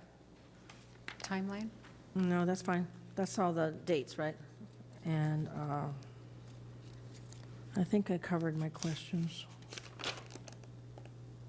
Yeah, I think I covered my questions. Thank you. Mike O'Neill. Yeah, I just wanted to mention in the mailer that we're going to go out, I think it would be good, given why we're sending it out, if there's like a verbiage there in Spanish and well, I know there's more than one language in Asia, but whatever the predominant Asian language is over there, to direct them to the website, because we can't send out pages and pages, you know, but. Tagalog and Chinese. Tagalog, I guess. Yeah. That's what I would guess, but I don't know. Okay. And it is true, we had to pay already that attorney that sent the letter $30,000, is that correct? He will send you an invoice at the end. We've not seen any of those I invoices mean, we're come basically in out under 30. 30,000. It's typically over 30. We've not seen one come under. No. And my other curiosity question, please, sorry, was, okay, so he has a plaintiff now, but when we met 2 weeks ago, did he have a plaintiff, a real live person in Pacifica? Purportedly, he has a plaintiff. Now? You don't know about it? Yes. All right, thank you. But there's no way, For us to know the name, right? but there's no way for us to Right, force I'm them not to tell asking. us. But theoretically, yes, he has a plaintiff. Okay, thank you. Okay, is that it? All right. And you've got everything you need for now? No, let me just ask one more. Would we want to have them take in consideration the geography somewhat? Because, like, I know Lindemar will probably be 2, possibly 3 districts. But but then you get into Rockaway and Valamar, you know, somewhat the... Those shouldn't be split up, right? Well, they're Rockaway gonna shouldn't be split up, and Valamar shouldn't be split up. Well, then they're going to have to go into a bigger district simply because their populations. So. Of course. I'm just saying, try to respect as much as possible the physical geography of Pacifica. Yeah. And if there's a map that depicts these kind of known neighborhoods, that's helpful as well. I don't know if the city has such a map that exists. Yeah, if we can get that's helpful. I 9 districts. I'm think sure it there's does. There are. I think it does. more. You can look at that picture right there. Yes. There are actually 9 How we were districts. formed as a city. But in Pacifica with names. Okay. Hamlets, Lindemar, Pater Point, just, Fairway. but it won't work into the 5. Right. And Mr. Mayor, I have one more comment as well. Due to our very tight timeline, and we're coming up on the holidays, so it's mixed in the holidays. So what I would recommend is, once we are able to get maps posted before that 3rd public hearing, if the council could individually start to review those maps, so that you don't come in cold for that public hearing number 3 and see those maps. So it will be, they'll be posted 7 days in advance on the city's website. And if you could start to look at those, if you have ideas for changing, and be prepared, because we are in such a tight schedule. And with the holidays, it makes it even harder. So we don't have the luxury of even squeezing in one more public hearing, I don't believe, at this time. No, we don't. Good point. In other cities, how many maps have you seen be turned in? I mean, on average. Varies. It just really varies. Yes, I've done cities that have only had the 3 NDC maps. That's unusual. You're doing all the tools that are available. We've had some cities that have 33 maps. It's good if we get in double digits. That would be nice. But a good mix. Typically, there's only so many ways you can draw the city. And if you have 6, 7, 8 maps, that's a really good starting place, because then you'll be able to combine some elements from one or another and come up with a map that's going to work. Okay. I just was wondering if there was going to be hundreds or something. Yeah, it's possible. Sometimes high schools get involved and they assign it as a class project. Oh, boy. It gets to be a time crunch getting all the maps produced. But. Let's hope they don't do that. Okay. I think council got the message on that, and we'll move on. Thank you. Thank you very much. Yes. Thank you.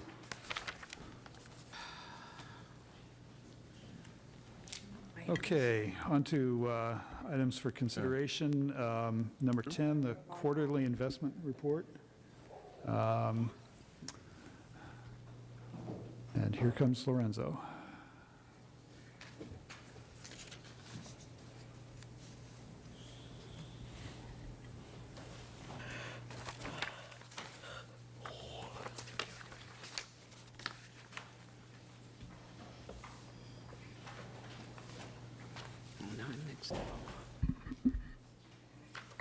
Good evening, Mr. Mayor, members of the Pacifica City Council, Assistant City Manager Lorenzo Hines with you. I'm here to present the quarterly investment report. This is the fourth quarter report for fiscal year 17-18. On August 14, 2017, the Council revised Administrative Policy 39, our investment policy, to bring it in line with current law and best practices. The report that you see before you reflects the format that Council approved at that point in time. This item is for information only, and just kind of lets you know what the current status of the city's portfolio is. We currently have a portfolio totaling $51.6 million as of 6/30/2018. The portfolio. Lorenzo, is there a slide of this? No. Oh, okay. You have the portfolio on packet page 172. Yeah. The public has nothing, I believe. Right? Sarah could go on the internet to the city's webpage and put it up there, I think, can't she? Yeah. Give it a try. Keep going, Lorenzo. Okay.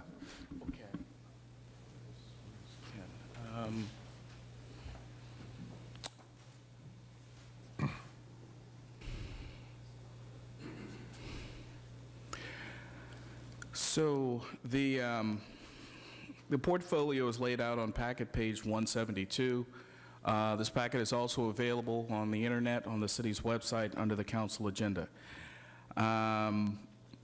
Our portfolio currently totals $51.6 million. There is roughly a $12 million decrease in year over, meaning our position last year, and this was mainly due to funds that were being held by other fiscal agents, and the fact that we utilize those funds. And so the more we utilize those funds, the more our portfolio balance goes down. And that was primarily due to the equalization basin? Yes. All right. Yes. So I'm going to take you to packet page 172.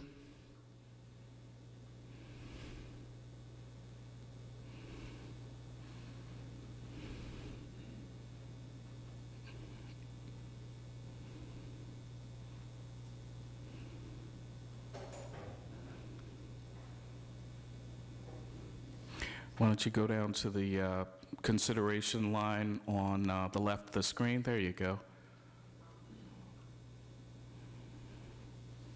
Very good. I don't know how much you can see there.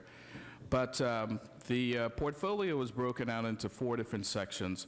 There is our unrestricted cash, which is cash that we have in our general checking account, which is Tri-Cities right now. We keep our general checking and our payroll, workers' comp, and we also have our certificates of participation proceeds account as well. We also have restricted cash, which is the Roy Davies Trust Fund, and that's where all of those dollars are kept. We have other cash, petty cash, just small amounts. And then we have investments. Now, our investment section is basically broken out into 2 areas. There is the California Local Agency Investment Fund, and so this is about $7.3 million. And so the dollars that we have in LAIF, and we'll talk a little bit more about that LAIF, and when we get to the next item, pretty much represents the cash that we have available to invest. And like I said, I'll tell you a little bit more about LAIF when we get to the next item. The next section is cash reserves held by fiscal agents. And as I mentioned earlier, there is a U.S. Bank money market fund, and which currently has a balance of $14.5 million. These are the dollars or the bond proceeds that we received when we issued bonds for the construction of the equalization basin. And so we don't have those dollars in hand. Those dollars sit with a third party. And as we expend dollars and are able to send those receipts to the U.S. Bank reimburses us for our expenditures. And so as of right now, we've received $26.3 million in bond proceeds for the EQ basin, and we have about $14.5 left over as of the end of 17-18, fiscal year 17-18. And so all of those amounts total about $51.6 million. We had initially looked at moving our investments into instruments that were more aggressive, that would generate a higher yield. And we had looked to move away from LAIF. And when I initially brought the investment policy to you back in 2017, LAIF was yielding about 0.92%. Now it's yielding over 2%.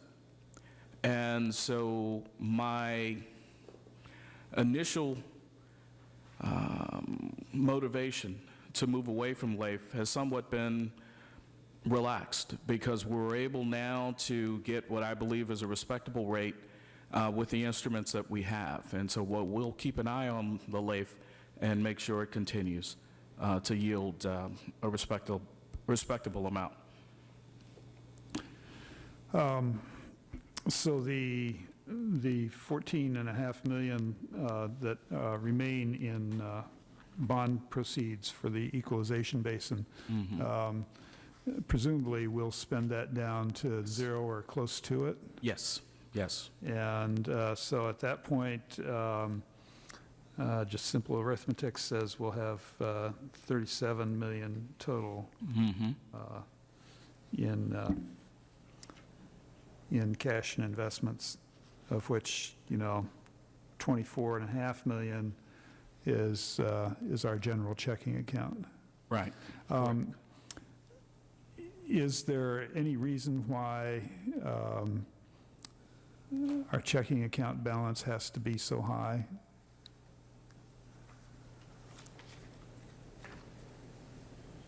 Well, there's no particular reason why, but this is what the balance was on this particular day. I guess, Yeah. Okay, I'm asking, Okay. are there some days when it gets down to 5 million or 4 million or something like that? I don't know. I don't think it'll ever get that low. We always have a cushion there. But when we're spending $2 million a month on payroll, and we're also spending, $2 to $3 million on capital projects that come out of the wastewater fund. Now you have to remember that $24.5 million represents the available cash in all 26 of our funds. Yeah.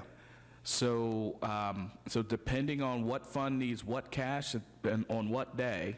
Yeah. Yeah. So, I wish I could sit here and tell you that that's the general fund cash balance, but it's just a small part of that is the general fund cash. Yeah.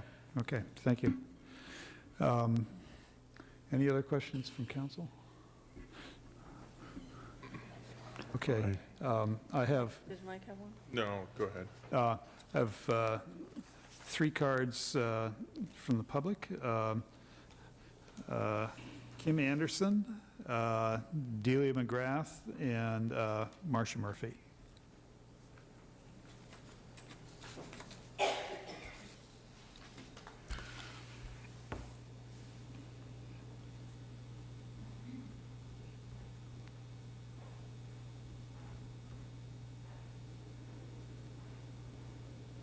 Is it okay if I go first? Sure.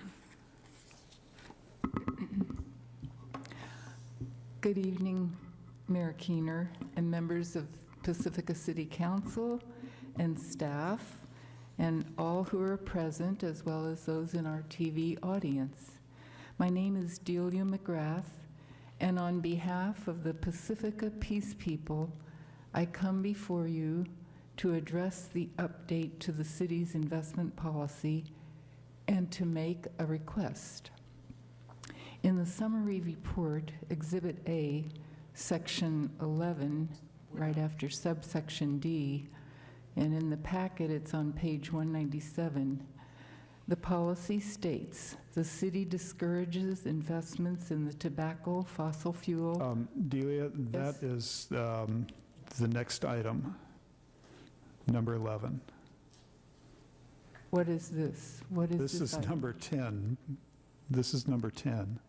This is the quarterly investment report, and number 11 is the resolution approving updates to Oh, the I'm Pacifica sorry. investment policy. Can you put my card in for number Yep. 11? Yep, we'll do that. Thank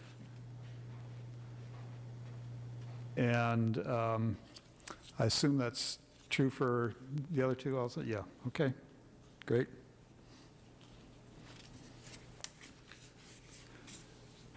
And so, Mr. Mayor, It'll be that just a minute, yeah. and that concludes my report. Yeah, all right. Mike O'Neill. Hey, so a lot of the money that's in there is from I see it's from the COP. I also see, you also mentioned that it was from the sale of bonds for the equity, for the equalization basin, right? Yes. So those are all the investment of those funds is really governed by the issuing documents, correct, as to what we can do with them or by state law? Yes. And as far as the dollars that sit in the U.S. Bank Money Market Fund, it is U.S. Bank that has the ability to invest those dollars, but they're required to make sure that they have our dollars on hand for reimbursement. So they have to keep it in pretty much a liquid account, meaning Yes. commercial paper, repurchase, whatever. Yeah, we send them an invoice once a month that's at least 7 figures. Okay, and then looking at LAIF, the 2% yield you called, is that after any investment fields? Yeah, yes. And we're going to talk a little bit about LAIF in a little more in depth in the next item. Okay, well, I was just curious, I wanted to see that with 2% net of fees. And so really the only discretionary funds that the city really probably has, well, it says restricted cash actually, is the Roy Davies Trust. If we wanted to pull that out and put it under some sort of management, that's something we probably could once we review it with the trust. We could do that.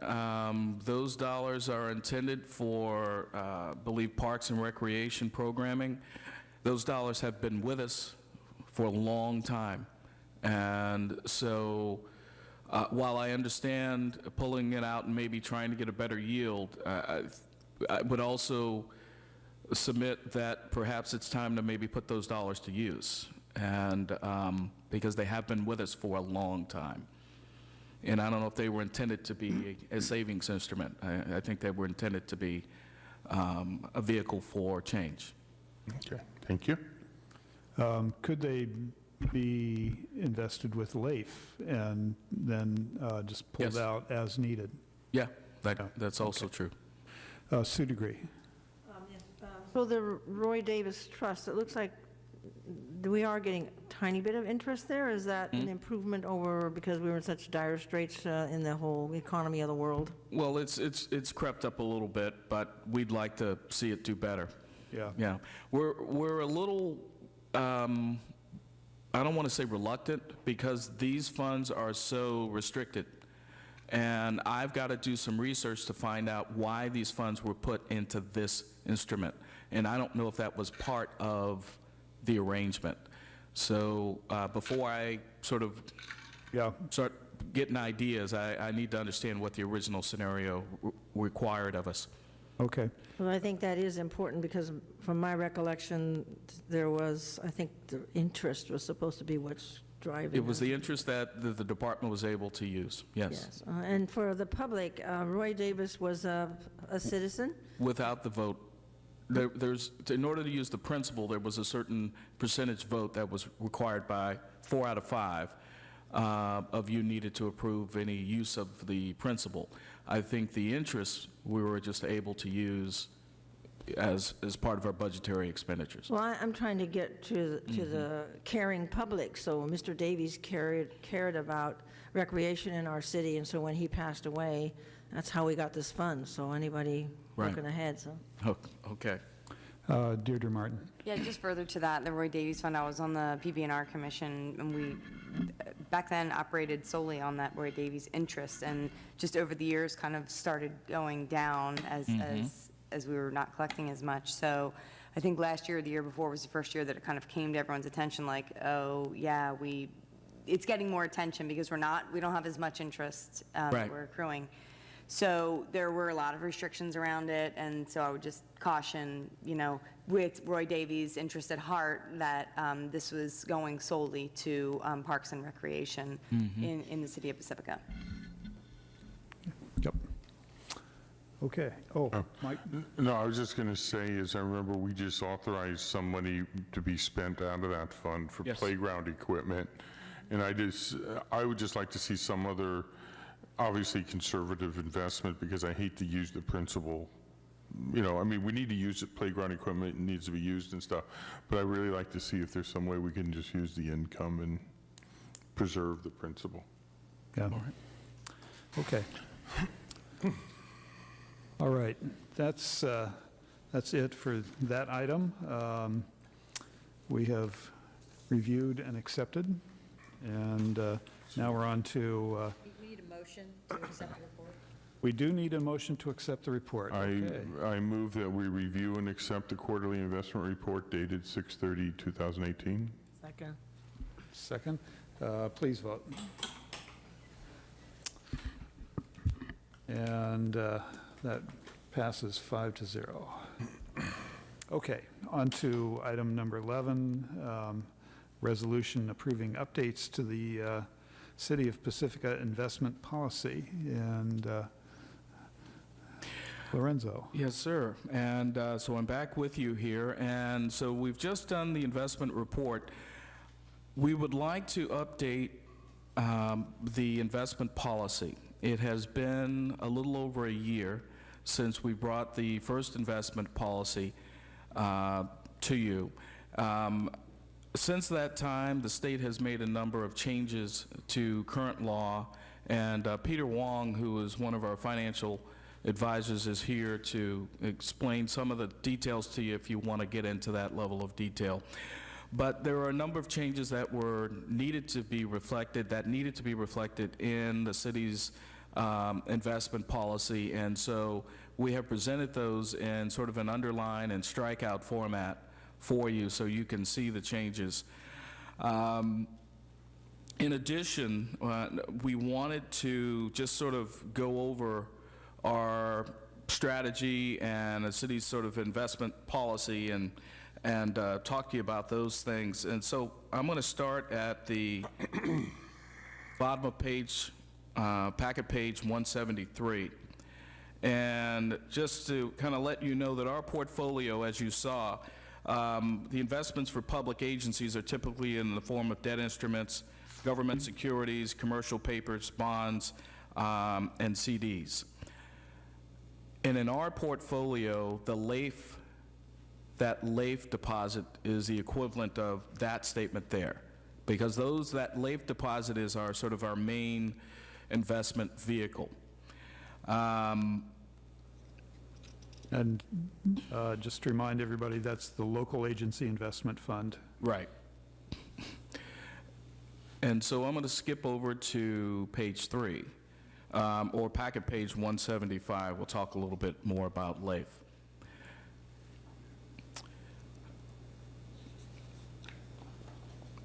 And in the preceding pages, which I skipped over, are just more information about authorized investments and some definitions or a glossary for our investment portfolio, which explains all the instruments. So our current portfolio consists mainly of cash deposits, funds held by third-party fiduciaries for paying debt, and single investment in the local agency investment account / pooled money investment account. The LAIF program offers local agencies the opportunity to participate in a major investment portfolio which invests billions of dollars using the investment expertise of the State Treasurer's Office, the State Treasurer's investment staff, at no additional cost to the taxpayer. The LAIF invests funds for 475 of California's 482 municipalities. LAIF is also part of the pooled money investment account, and the PMIA began in 1955. It's overseen by the Pooled Money Investment Board and an in-house investment committee. And the PMIB members, board members, are the State Treasurer, the Department of Finance Director, and the State Controller. Currently, the city has $7.3 million, or 14% of our city portfolio invested in LAIF. The other 86% are composed of $30 million in cash deposits and $15 million in dollars held by third party. So the LAIF PMI pool, I'm moving on to the next page, represents an investment of $86.2 billion, that's with a B, dollars. So we are members of that pool. Granted, a small member of that pool, but we're still a member of that pool. The city received $105,000 in interest from LAIF and PMIA pool in 2017-18.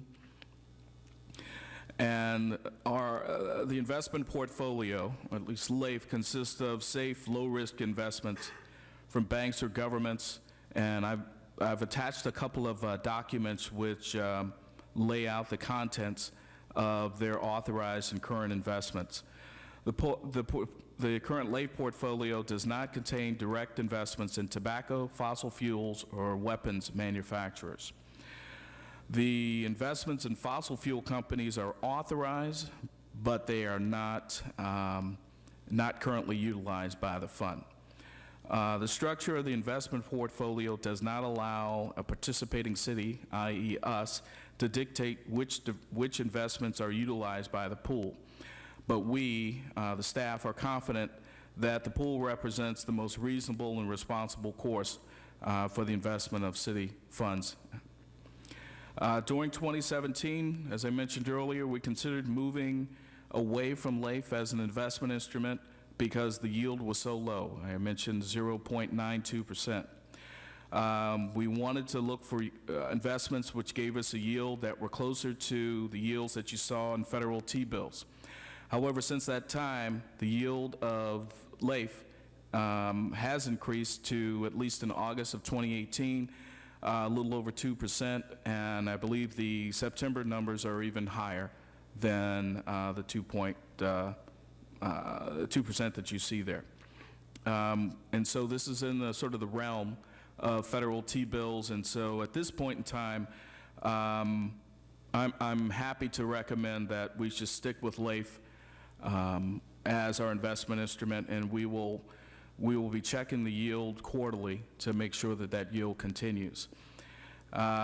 If we decide or ever decide to leave LAIF, one of the things that we would lose is considerable clout because we're no longer part of that $86.2 billion investment portfolio. If we were to go off on our own, there is the possibility that we would have to incur the cost of contracting with a portfolio manager or an advisor to assist the city in seeking and attaining investments. The city may also be limited in the number of investments it can pursue, given the small amount. Even though it's $7.3 million, it's still small by market conditions. And that may limit the number of or the types of investments that we can invest in. Additionally, these factors would be exacerbated if the city placed broad limitations on the types of investments that are pursued. And we would also, it may also impact the yield that we could ultimately get. So this is a little bit about LAIF and why we're comfortable with LAIF. And so are 475 other cities comfortable with LAIF. But there's some other investment issues that I wanted to bring to the council's attention, which kind of reflect some of the policy direction of the state treasurer who oversees the LAIF, the investment fund. So California Treasurer John Chang, who, as I mentioned, oversees the fund, or oversees the pool, has long advocated divestiture from companies that sell certain kinds of guns and weapons.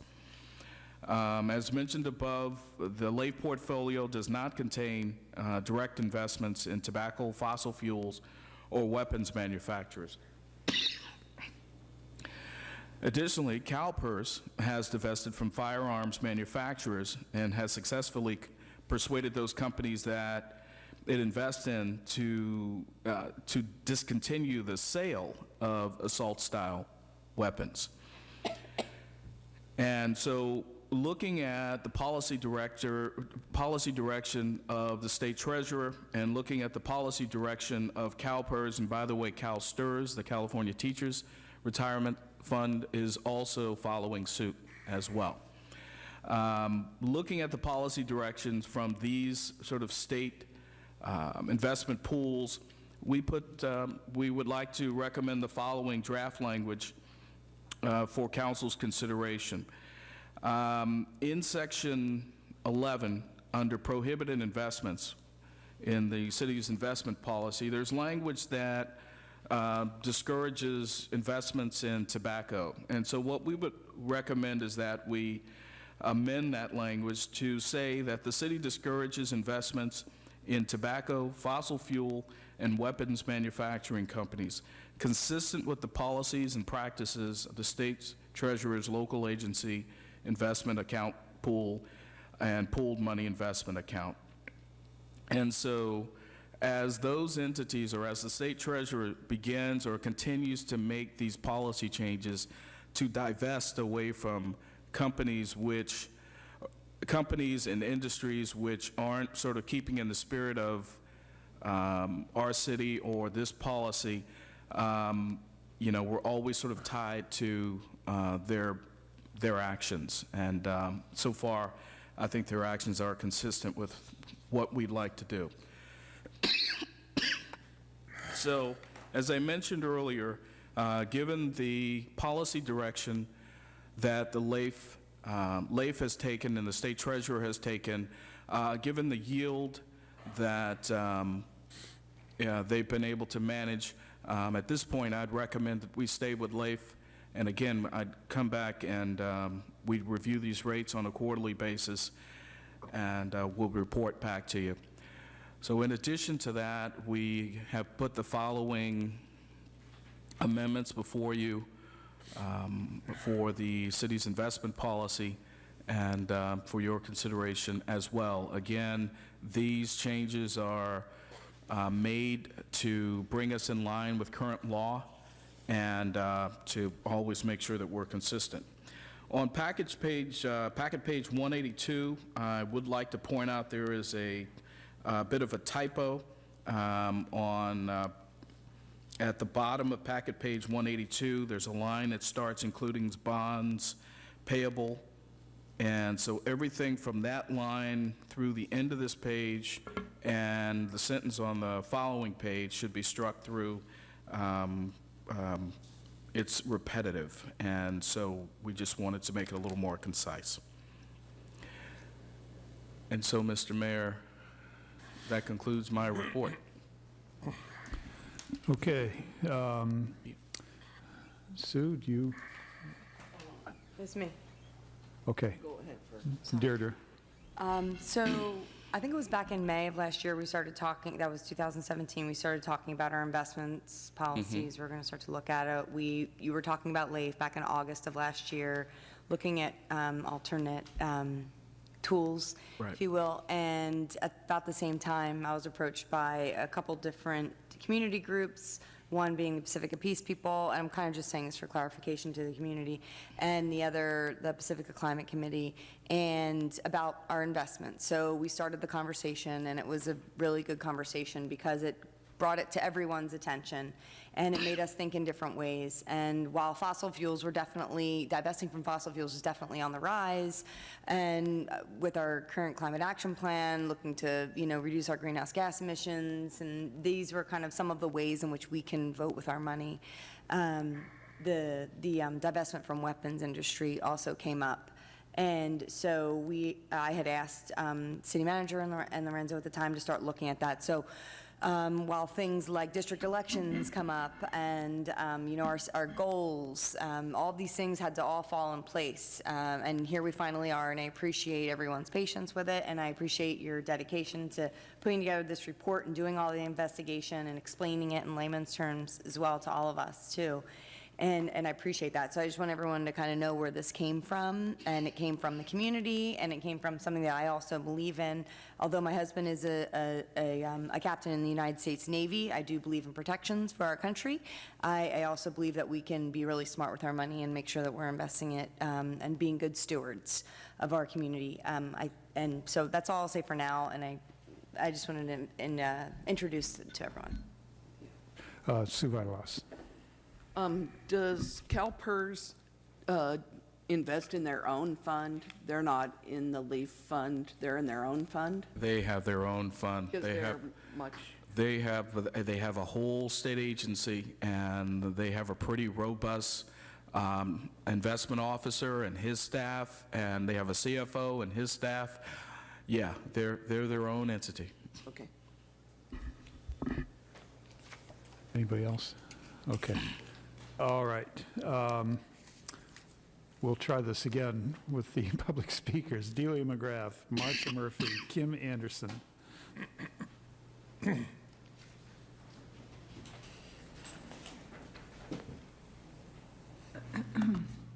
Good evening again. Well, on behalf of the Pacifica Peace People, I do want to make a request. I'm really happy that the LAIF is, our treasurer, John Cheng, is staying away from investing in those three industries, the tobacco, fossil fuel, and weapons. But I would enjoy having the policy have a stronger message supporting this type of investment or keeping away from this investment. So instead of it saying the city discourages investments in those three industries, my request is that you make clear your firm commitment to this by changing the wording to the city will not invest in the tobacco, fossil fuel, or weapons manufacturing companies. And I understand that we can't dictate to the LAIF, but, and I appreciate Lorenzo's statements and explanation there. But if we change this, then our policy, our investment policy will supplement and support this practice that is already in the state's treasury account. The members of Pacifica Peace People represent hundreds of years of experience working for peace. We know that the way to end war is to end the profitability of war. Weapons manufacturers are making a killing out of killing. When their investments dry up, the war economy will evolve into a peace economy in which meeting human needs will replace the destruction of human beings by war. This policy of wise investments will be a first step in moving us forward towards a peace economy from which we will all benefit. I appreciate your favorable decision and resolve in this matter. Thank you. Thank you, Delia. Marsha Murphy, Kim Anderson, and Tiger Jazz Big Stick.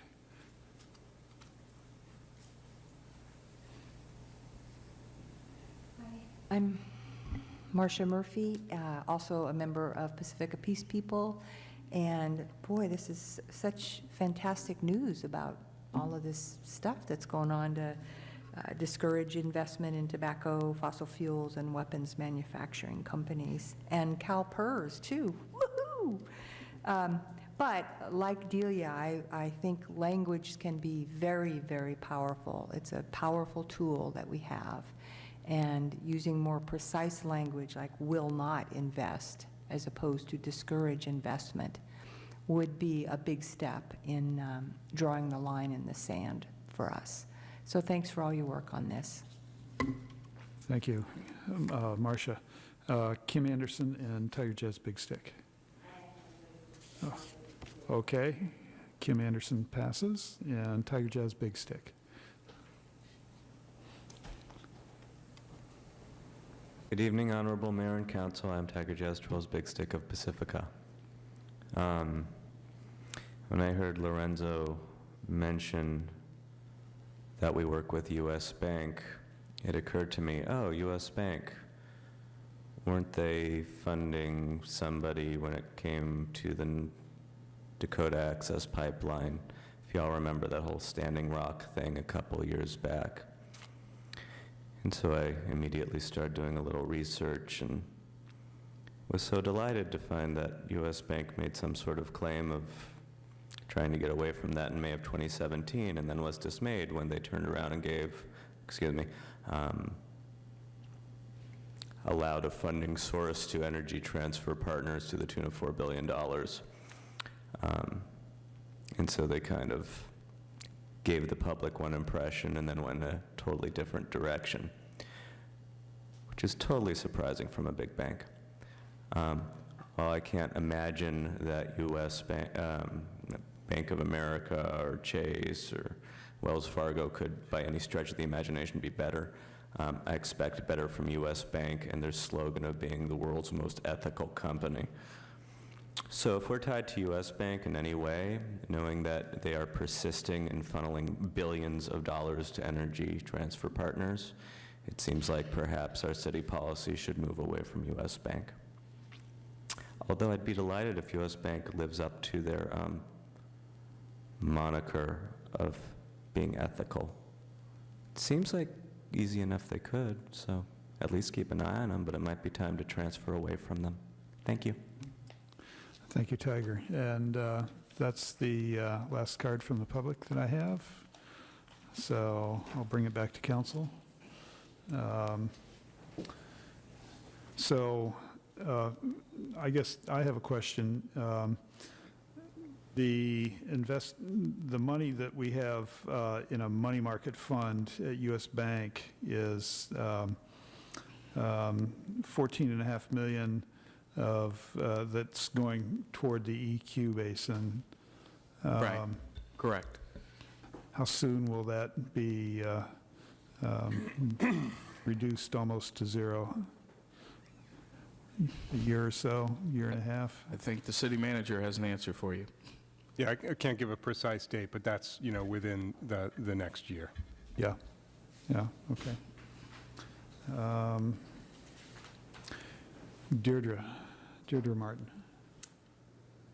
So I was going to follow up on a question that was asked here, which was, I think there's a reason why, because I did ask this, but why can we not, or can we, change the verbiage to say we will not invest in these? Well, when we put together these kinds of policies, the one thing that we try to be careful of is strong statements that tie the city to a particular action. And because other people will be coming in and looking at this investment policy as we do financial transactions down the line. When we issue bonds, if there is language in our investment policy that if that fiduciary entity that's holding those proceeds are trying to not only adhere to the deal that we put together for the bonds, but they've got to also adhere to the city's policy. So if our policy says, guess what, you're holding these dollars for us, and yes, this is part of the deal, but guess what, you can't invest in certain things. That may just kill the deal, which would complicate our issuance of the bonds. I think Peter had mentioned to me once that there was it Berkeley? Yeah, Berkeley had put language in their investment policy about not investing in entities that produce weapons or any sort of warlike instruments. The U.S. government produces weapons, and so that limited Berkeley's ability to even get a treasury bill, because that's backed by the U.S. government. It limited their ability to do business with any bank, because all banks do business with federal instruments. So we thought we'd struck a nice sort of balance by saying, okay, we're going to discourage this, but we don't want to limit ourselves in the future. And as far as our investment and my direction from you all and from the 40,000 folks in this town, I hear it loud and clear. You stay clear of those investments. And if we look at a LAIF summary statement at some point in the future, and I look at that corporate stocks line and I see RJR Tobacco or Chevron or something, then I've got to figure out, all right, what do we do here? Because that is not what we're all about here. So, but right now, we're good because their corporate stock line is 0. And I think they're probably going through the same decision-making process right now. And there is about a 55-page document that they release quarterly, which shows every single investment that they have. Mm-hmm. And so I got the mock resolution from one of our citizens, and it was from a website, and I think it was called Divest War, and I think that was the name of the website. And so on that website, there is a list, I think it's about 100 companies of that are, I guess, weapons manufacturers. And so I compared that list with that 55-page document to make sure I couldn't find any of those companies on the treasurer's list, and I couldn't. And so that becomes a quarterly practice for me to make sure that we adhere to that. So I thought keeping discouraged in there would just strike a balance to allow us to do what we'd like to do from a policy standpoint, but it doesn't create any legal issues going forward, because we have a lot of other financial transactions going on besides investments. Yep. And I do mean a lot. And I don't want one policy to have this sort of domino effect on all of the financial transactions. Yeah, thanks. That explanation makes sense. And I think it's a really good example that you're using the U.S. Treasury as government example. Right. So I get you, I hear you, and I appreciate your due diligence in looking at that website and comparing all of the weapons, kind of dirty dozen, if you will. So I am disheartened by the fact that the fossil fuels companies are authorized. I understand they're not being utilized, and with the current trend in divestment from fossil fuels, I'm actually not too worried about that. Higher institutions are doing this every day. So I just wanted to put out there that I think that this policy adjustment is just one small step that we can do for a lot of things. And one of those things is helping to reduce gun violence. I think it's a large step in becoming a more compassionate community. And it also ensures that we're being socially conscious stewards of our investments. I I think there's a lot of people out there that would support this as well. I've heard from a lot of people in the city for a long time on this, so I think it's long overdue. I'm happy to see it here, and I'm going to vote to approve this evening. Okay, anybody else? Mike O'Neill? Yeah, just a clarification, are you voting to approve staff's recommendation or the shall not? The staff's recommendation. Okay, I just wanted to be sure I wasn't quite clear. Sure. Sue DeGray. Yes, thank you for your homework and diligence. I don't know if John Chang needs any encouragement, but I think it's great that the state treasurer is taking this seriously as well. I had a question. Maybe I asked this before, but I don't remember the answer. Credit unions, do they help out at all? I mean, all we look at is banks. So credit unions a decent way to go? Does that give us any more leverage or? I mean, we can look at credit unions, but I don't know if we as a city can invest in credit unions because they're mainly, I think they're for individuals, but I'll have to check into that. But, it's something, we can look at. Thank you. Lorenzo, doesn't a lot of our obligations have to be collateralized by or if we put in money over $100,000, it's above the FDIC insurance or FCU insurance, and then they have to collateralize it with something, right? Mortgages, bonds, or whatever. And because when I used to do those type of accounts, we had to collateralize like 105% above the principal. And the problem with credit unions is most are too small to be able to collateralize, The FDIC. 15 million, whatever 105% of 115 million is. They aren't big enough to do it. They would never be able to make a car loan. Understood.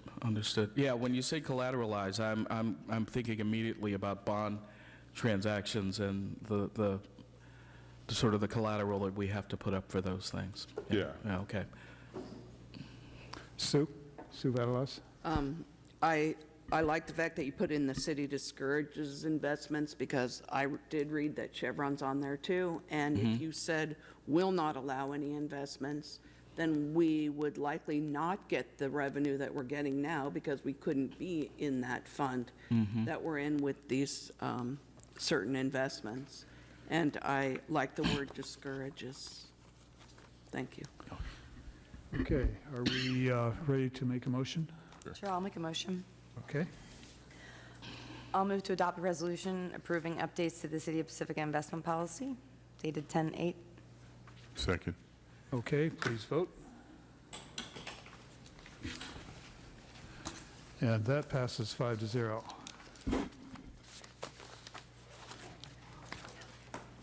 Okay, and that's it for us tonight.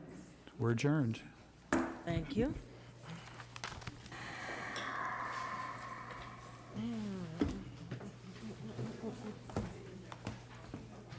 She's in